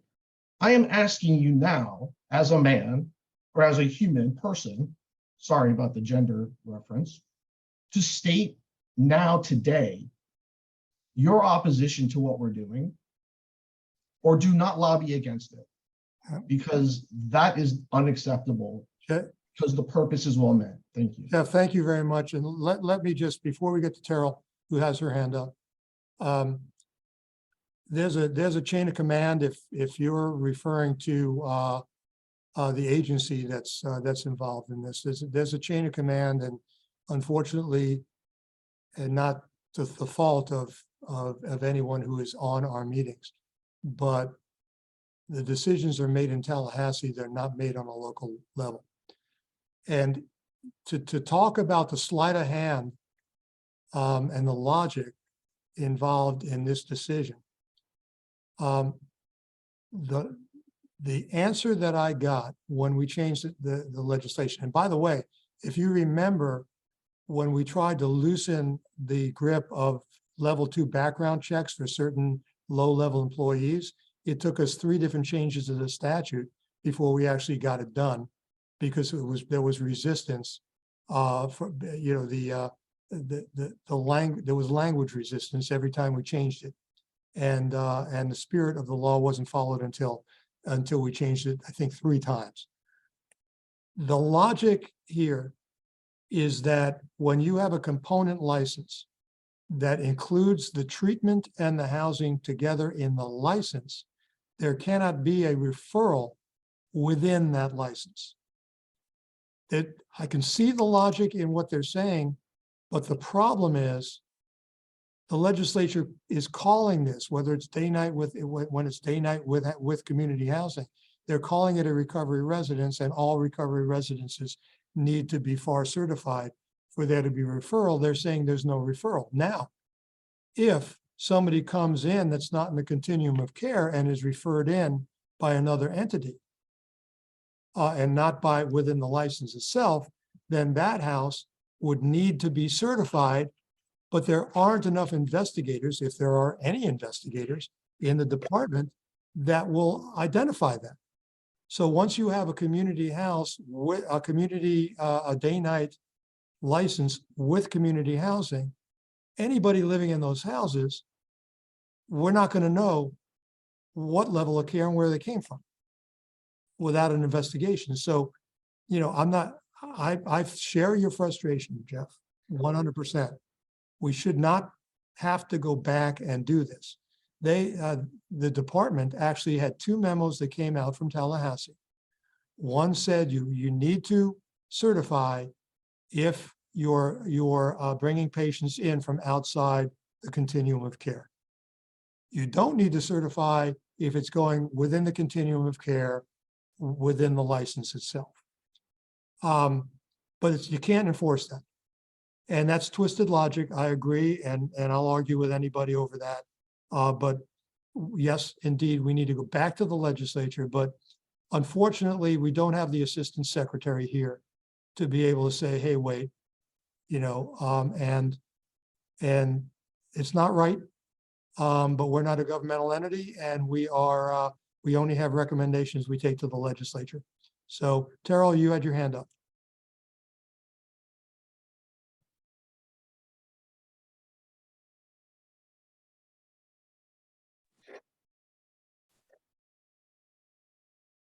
Terrell, are you with us? Yes, sorry, it was frozen for just a second. I wasn't sure if you had called on me or not. Can everyone hear me? Thank you. So just to your point, Al, there was a prior iteration of the statute that actually had a carve out for the fact of, you know, if you had, basically, if you were an affiliate or a subsidiary of a licensed entity, then you didn't have to get the certification. But we made sure to be abundantly clear in eliminating that language when we added the language into the definition of recovery residence regarding the community housing component. And I'm going to read the definition exactly. 397, 311, 38, recovery residence means a residential dwelling unit, the community housing component of a licensed day or night treatment facility with community housing or other form of group housing, which is offered or advertised through any means, including oral, written, electronic, or printed means by any person or entity as a residence that provides a peer-supported alcohol-free and drug-free living environment. That definition is not ambiguous. The fact that that language, that carve out used to be in the statute and no longer is, also helps to further our point that we intended on purpose to remove that carve out. Additionally, I recall around the same time as we were able to get this legislation approved by the legislature, there was a ruling, I thought it was a DOA ruling in the case called Amethyst up there. I think it was in St. Lucie County, in which they actually had required somebody required the FAR certification, and they tried to argue this point. And I thought that the ultimate ruling found that even though they were day or night treatment with community housing, they did have to have the FAR certification. But we wanted to make it abundantly clear even after that ruling, and that's why we, you know, tried to modify the statute in order to make it abundantly clear and to remove the ambiguity. So I am very distressed to learn that this is the interpretation by DCF, because I believe that our intentions were abundantly clear. I believe the statute is clear and unambiguous, and I'm having a hard time understanding how anyone could interpret it in any other way. Well, before we get to Whitney, I welcome everybody to look at these 2 statutes. One is 397.4873. That's a referral statute, as to how we can definitively, again,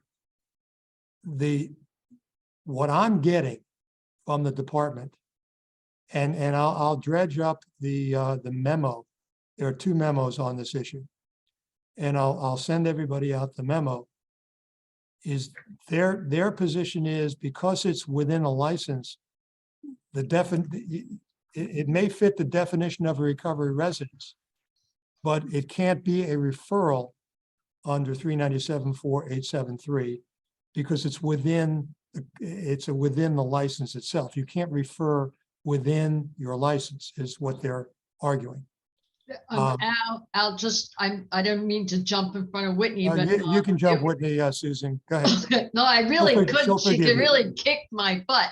But aside from that, it was my office who defended FAR in the Amethyst case. So if anybody wants the ruling, I'm happy to provide it with everybody. but it is essentially what everybody's been talking about, so Well, I so- won't go over it. Susan, and I can, just if we were together, we can have a little free flow conversation. Actually, my recollection is what happened in Amethyst is that the department sided with Amethyst saying that it's part of the license component. So Right. in response to that, we drafted the legislation. No, I think you are right. That is the timing. I was just giving, if anybody wants to read it, you are correct. Oh, no, That you were was correct, the Susan. I timing. think Al said, thought that, we were just doing belts and suspenders, just the opposite.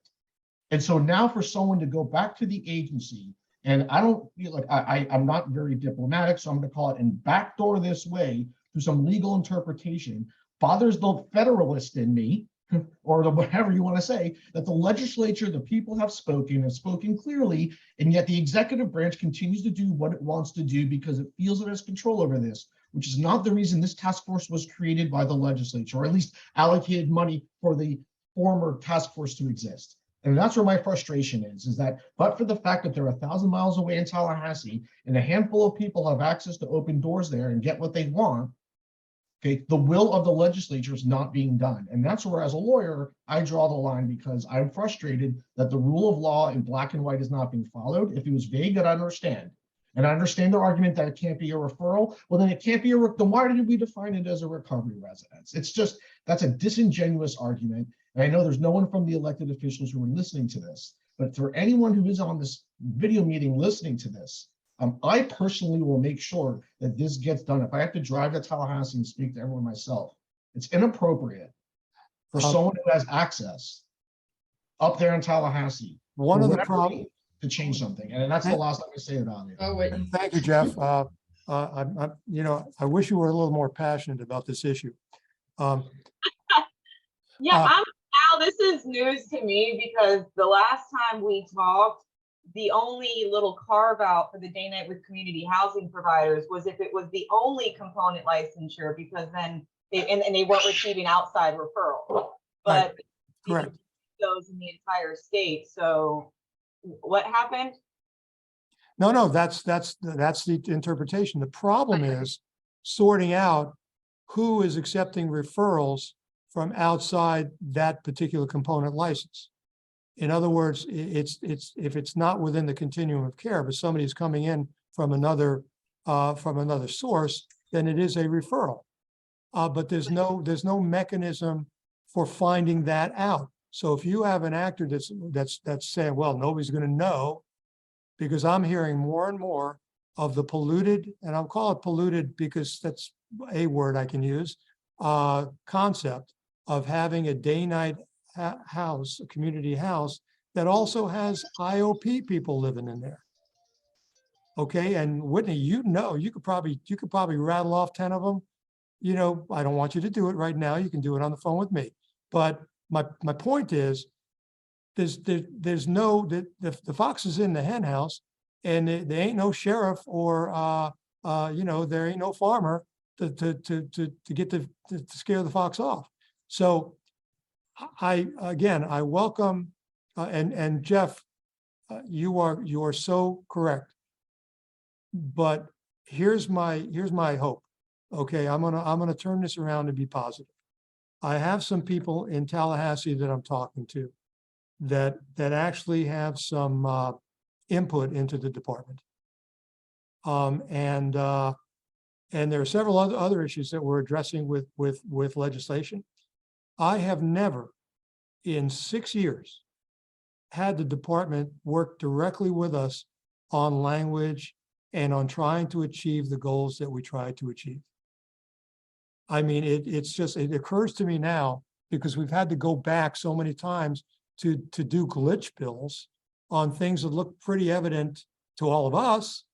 And one of the problems is, I send it to the department, and I'll send it up the food chain, and God bless Shayla, this is not you, and please don't, lose sleep over this. I get it. You're the one representing, but you're not the one making the decisions. And I appreciate that so much. I appreciate the help when you get me information and when I make requests that you can answer. But we need to have the department work with us so that we can achieve the intention of the legislature. I mean, if the legislature and the intention is that all, and it's a good thing, that all all community residences within a day-night component license be certified. And I think what we're going to need to do actually is say it directly as a 1A and a 1B in 397, 4873, which is to say, notwithstanding being a part of a component license, any day-night with housing, with community housing license, the community housing needs to be certified directly. There's no ambiguity there. We're going to have to do it that way. If you know, and I thank you all, and please, if you have wording you want to be considered, just send it to me. Because, you know, this is, you know, this is, I have no jealous attachment of writing this stuff. I'm not a legislative committee aide, you know, writing legislation. So, you know, maybe that's part of the problem, is that I've been writing this and it somehow or other gets circumvented. So with that said, any other hands up? And Terrell, I would ask you, and I would ask Susan, I would ask you, Whitney, if you want to look at this language, Jeff, if you want to look at this language, or anybody else on the Zoom meeting, and you want to play with it and send me some proposed language, I'm all in. And I think this will, and I don't think, I will be submitting this because I think it's in the public good. You know, look at FAR in Oxford House.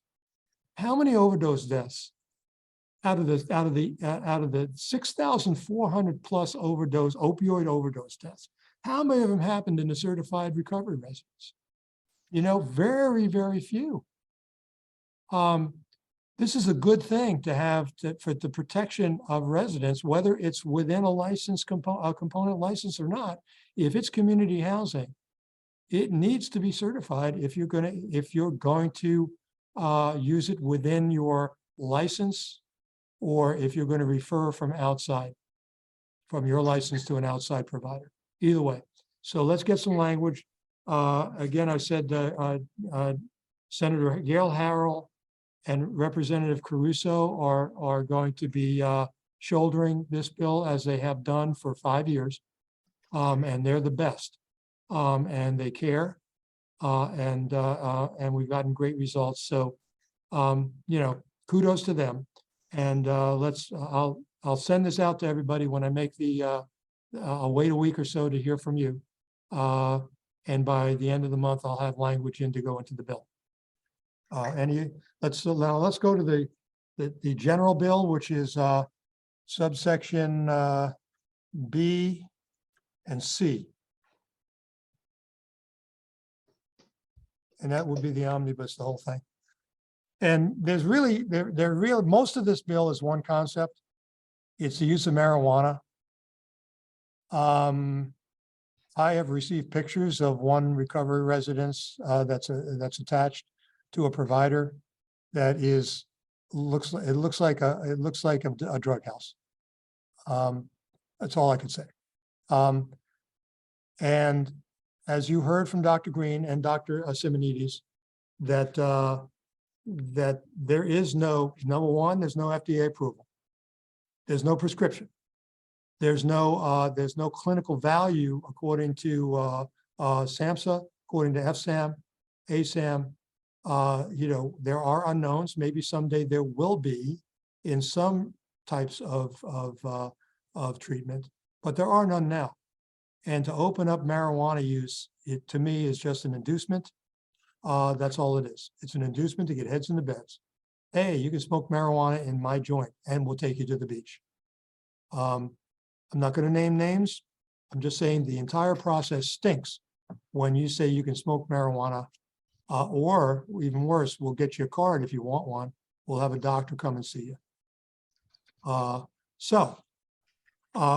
In order to get, and in asking the department, they told me that there's nothing in rule or law that prohibits the use of marijuana in a treatment facility. So they give out the licenses even though there's marijuana being used. So therefore, our amendments or additions to legislation, first in 397-403, we're pulling something out of the certification statute, because there's a prohibition in writing, in law, against alcohol, illegal drugs, and use of prescribed medicine by people other than the prescription owners. Even in FAR, because now FAR's in trouble, people are rattling sabers and going to sue FAR because they're not going to certify somebody who's who's allowing the use of marijuana. Where the NAR standards say you can't. So they're between a rock and a hard place. It's going to go to a DOA hearing anyway, if they go further in this. So let's change the statute and let's say, okay, DCF, in order to grant a statute, the provider has to have a prohibition on the premises against alcohol, marijuana, illegal drugs, and the use of prescribed medications by an individual other than the individual for whom the medication is prescribed. That's in 403. Then we go down to 410, which is licensure requirements, minimum standards rules. That's where it says best practices. So you think best practices alone would be enough in statute to say no marijuana. Okay, it's not. So let's add section 1F. Again, same language, prohibition on the premises against alcohol, marijuana, illegal drugs, et cetera, et cetera. I'm going to show you a variant of this that Jeff Lynn gave me, which I think I'm going to try to work with. It'll mean that I'm going to have an F1 and an F2, but I have to massage the language. But we'll look at that after we go through the statute, all the legislation that you got in your packet. Okay, the next one is section 3, which is 397-411. Okay, inspection, right of entry, classification of violations. Just found this out. You remember, many of you were on the task force in 2017 when our first legislation was enacted in July of 2017. And one of the enactments, put best practices actually in statute when granting a license. Another statute, 397-411, created 4 classifications of violations of licensure. 2 of them were kind of benign, not too bad. The providers can cure the violations, kind of like a health department going into a restaurant. You cure them, you can open again, okay? 2 of them are more severe, affecting the health and the safety of the patients.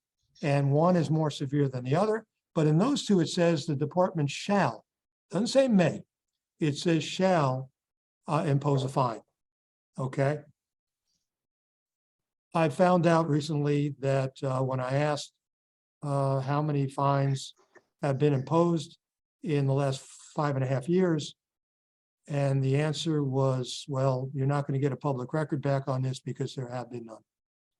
And the reason I was given was that the department has not developed the capacity, a mechanism, okay, for the collection of fines or the assessment or the collection of fines. So we have as an amendment, it's actually an amendment to 397-411. The department shall establish a mechanism for the collection of fines and shall begin to impose fines for the violations under this chapter no later than, we got to give them time, January 1st, 2024. All right, enough said on that. Anybody? Yeah, enough said. I mean, why have violations? Why have imposition of fines when you have no mechanism to impose them? Okay, moving on to 397-487. Okay, go down a little bit. Oh yeah, first, the first one is adding the word marijuana to the credentialing entity. The manual must prohibit the use of marijuana along with the other things that are currently in statute. So that amends there. Then we go down to section 6, which is again another amendment to 397-487. And this one, keep on going down to the underlined. Okay. All right. This came to my attention not only from Whitney, but also from our law enforcement side of the task force. We're getting complaints that somebody is refusing. Now, remember, certified recovery residences have a discharge policy and procedure. They're not just tossing somebody out on the street. The certified recovery residences are required if treatment is a higher level of care. They're referring somebody to the higher level of care. They're calling the next of kin or the emergency numbers. They're trying to get a place. We're working on getting respites. I guess Whitney is part of that. Oxford House is part of that, I believe. But trying to get respites where somebody's not in a recovery residence, but they have some place to go that's at least less wet than a flop house, okay? Because there's somebody overseeing the house. Or a shelter, or somewhere where there's a roof over their head. But you cannot maintain somebody who is threatening harm to other residents or who is actively using drugs. You can't have that person. You all know this from your work in the field. Yeah, that the system doesn't allow this because it's a trigger to everybody else in the house. What we're finding out is person's not leaving, refuses to leave, maybe is just standing there, won't leave. And finally the police are called, police come, and this is not, this is out other counties, not Palm Beach County. The complaints I've heard are from Hillsborough, Broward, other places. And the police will show up and they'll say, hey, nothing we can do, it's not illegal. Well, it's a trespass after warning. This is another, Jeff, this is another example of our putting legislation through where we actually, say that landlord and tenant law doesn't apply. This is not a civil issue, where you would think that the police would then say, you got to leave. I know, Al, I get the calls at 2 in the morning. They're saying there's nothing we can do because it's not a crime. And so here we're spelling it out. A person after being warned by the owner or authorized employee, again, this is of a certified recovery residence.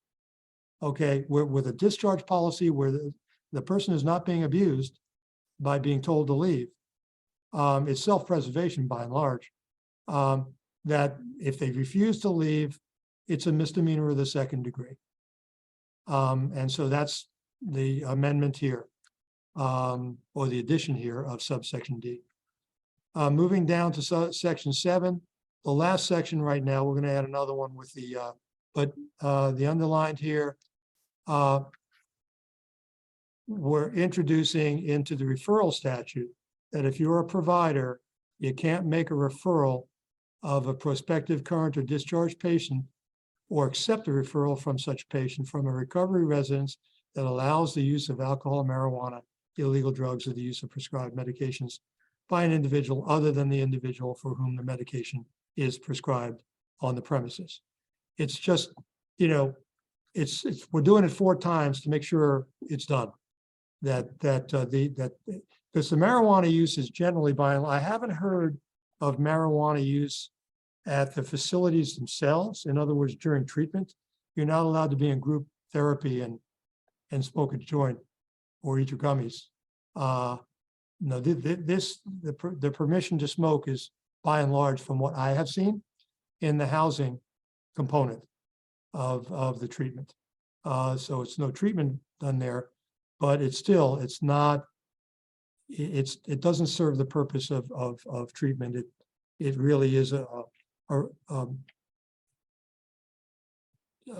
provider trying to induce a patient to come to their facility in another way, in other clothing, in sheep's clothing, if you will. Okay, any comments on these? That's the bulk of our legislative. I am going to pull up now Jeff Lynn's suggestion. I think it's a good one. I just need to be able to word it and have it make sense.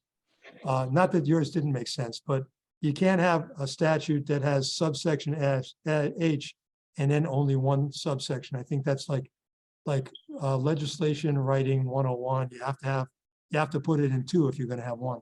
So I'll have to figure out how to divide it up. But here's what Jeff did. And here's if I may, Jeff, here's what I believe your thought process is. Because we so often recommend and legislation is so often passed, and then somebody finds a wormhole or that a truck can drive through to get around it. If we say and use the prescribed medication by an individual other than the individual for whom the medication is prescribed. Now, granted, marijuana cannot be prescribed. It's not FDA approved. So the plain language of the statute is, and I think that should be enough, that marijuana is not to be used whether you have a card or not, because it's not a prescription. It's a recommendation. It's a difference. But what Jeff said is, hey, why don't we make it crystal clear by having two sections, a prohibition on the premises against alcohol, marijuana, and illegal drugs. And again, the language would be the same everywhere. And then a second section within that subsection, a prohibition on the premises against prescribed medications other than legit. And that way, the use of marijuana, whether it's, well, no, I think we have the same problem, Jeff. I think even if we divide it, now that I look at it, if they're So going you have the same problem, you have less of a problem, is my, I guess. Well, the point it says it because we all know lawyers and everyone that you don't prescribe marijuana, but we know the people who are going to read this and interpret it are going to be the agency and providers. And they're going to say, wait, and to what Whitney already experienced at the NAR conference, wait, my people are prescribed marijuana, this is legal. And then next thing you know, we're back into 3 years of glitch bill writing. So I was just trying to get ahead of that. Well, Jeff, I'll say this.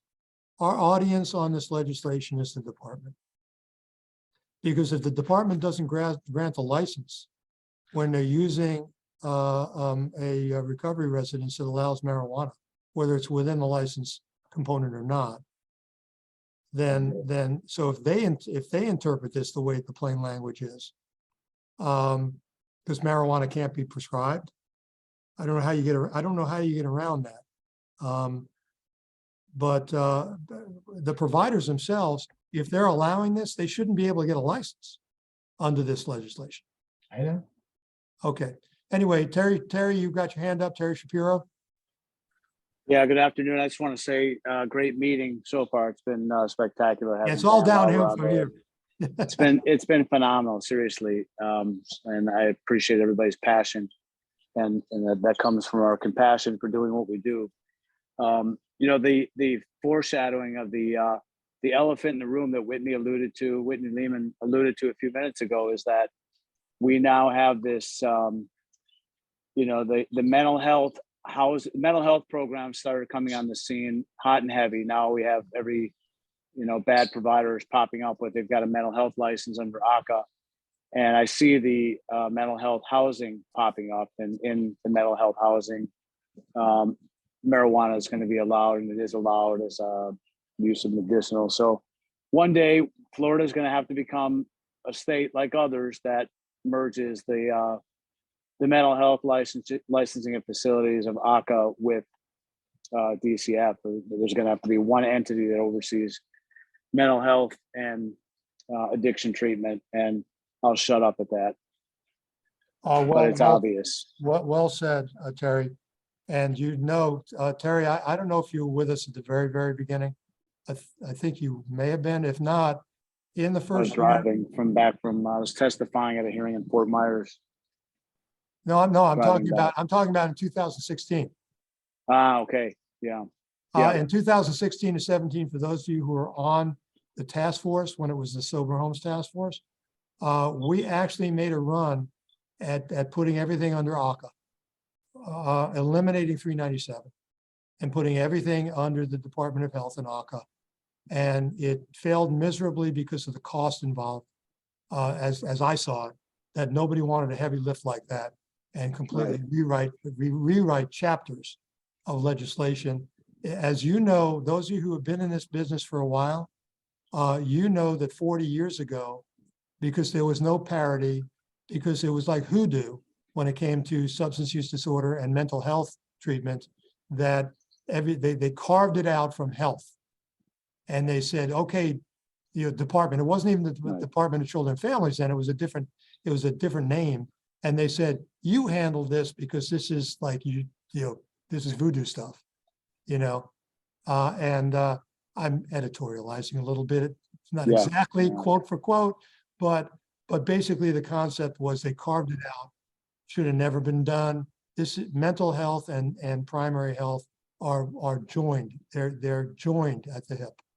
And it's just too heavy a lift right now. Maybe, if one of you wants to start rewriting the chapters.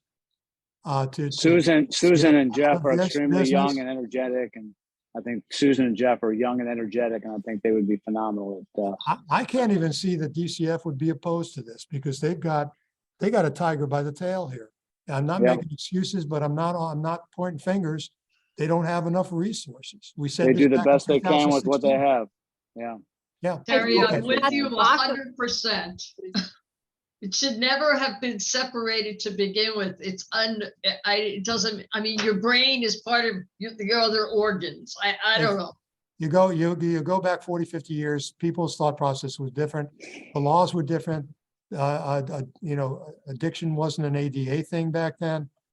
Anyway, Dr. Needle, Rachel, you have your hand up. So, just kind of, in terms of rationale, like, and I'm a harm reductionist, and I am not somebody that necessarily opposes marijuana, but I think it's important to note that, like, in this environment, right, where there are things that are more likely to be abused, and that includes some prescribed medication as well, not just, marijuana or illicit drugs. So where there are places that say, okay, these are not okay in this facility. There are other people that are in this environment with you, has the ability to influence them, and has the ability to change you. I mean, the majority of treatment is like 30 days. So my thing is always, okay, if you think this is going to be part of your long-term treatment, okay, you can keep that in your head for now, but this is 30 days where it's not allowed in this facility. Right. And let's see what else can be helpful during that time, as opposed to, I mean, it's rare that it's longer than that. And a lot of times in that time, after that time, people then don't want to use it or decide that they're not going to make that part of their long-term care. And if they do, that's okay. And if they're somewhere on an outpatient basis where they're one-on-one and that's their choice, they have that choice. But in a facility that is regulated and that is monitored and where you're with other people, I think that's the rationale, is that, okay, make your decision for the future, but in this environment, this is not allowed. And I believe that the good actors, the providers like yourself, the Hanleys, the Karens, that so many of these good providers that in Palm Beach County, thankfully, we've been able to do something to prevent the poaching and the patient brokering. And again, is it actionable as patient brokering when you advertise and you market people into your facility saying you can smoke dope here? Why are they doing it? Ask yourself that question. Why are they doing it? And are they not doing it so that they'll have more heads in the beds? Because their census will increase by the people. We all know, we all meaning you clinicians know, I know vicariously, that most people who go into treatment are reluctant, or not, I'd say probably most, but many, let's just say many, are reluctant. They're going in because their parents are putting them in. They're going in because they don't want to die. But do they, have they given up the ghost and say, I'm yours, I'm a clean slate now? No. When you give somebody the option to go into treatment and do drugs, what about alcohol? The same logic. It's not illegal, it's not prohibited in law or rule for a house that's attached to a treatment provider to have a fifth of Jack Daniels in every room. And you come back from treatment and you want to have a drink, you go ahead, you go.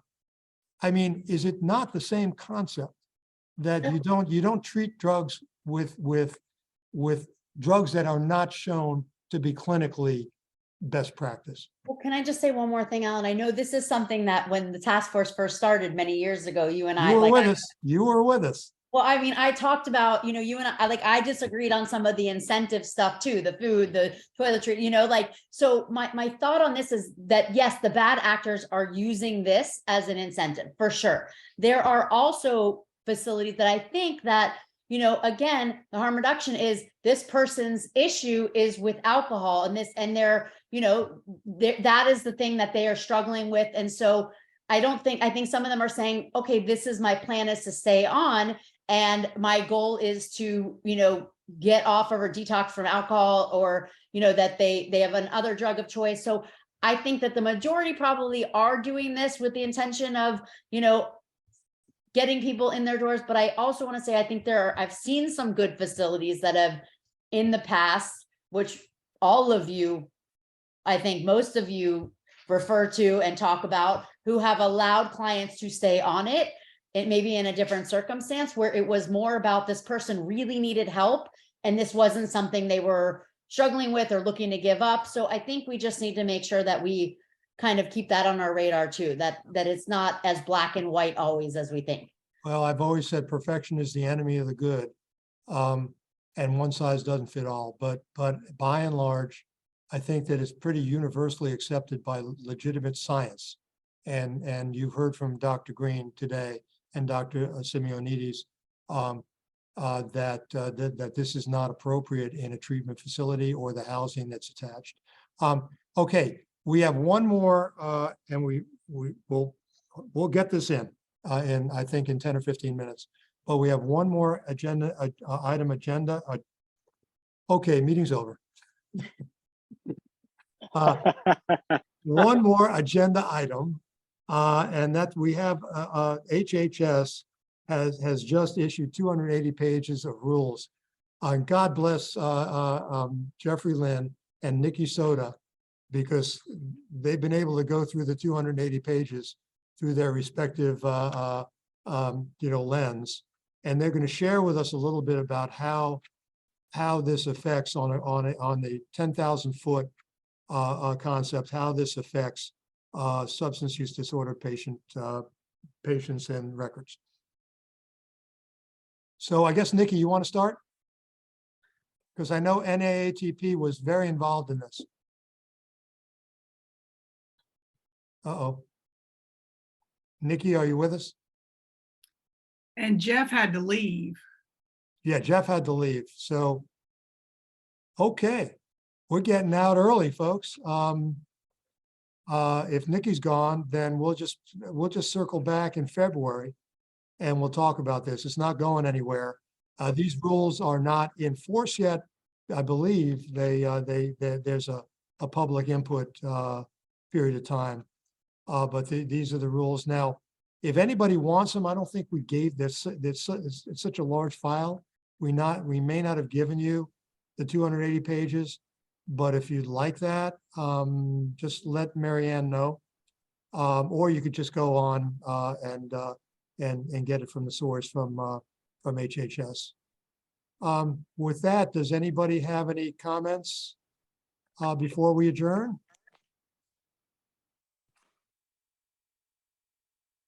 Okay, hearing none. How about anybody who's from the public or an invited guest? Anybody who wants to comment, please feel free.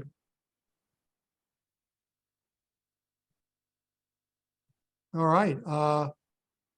Well, our next meeting will be a scant 3 weeks before the legislative session. So I will send everybody the final piece of legislation and keep everybody advised when it's if it's changed, just so that you all know. And you can certainly contact me and certainly contact Marianne if you have any questions or anything comes up. Terrell, did you have your hand up again, or is that the old hand? I did put my hand up again. I just wanted to point out that the proposed rule from HHS, we have 60 days to comment, and that was from the November 28th date that it came out. So if we don't discuss it until February, that would be past the 60 days. So I just wanted to bring that to everyone's attention in case they wanted to look it over in the interim. Okay. It is included. But it is included. Okay, you all have it. And if you have any thoughts, you can reach out to me, or, you are public, so you can send your comments to HHS as well. Okay. Well, anyway, thank you all very much. It was a great meeting, great presentations. I really appreciate everybody, all the hard work that you do, and we'll see you in February.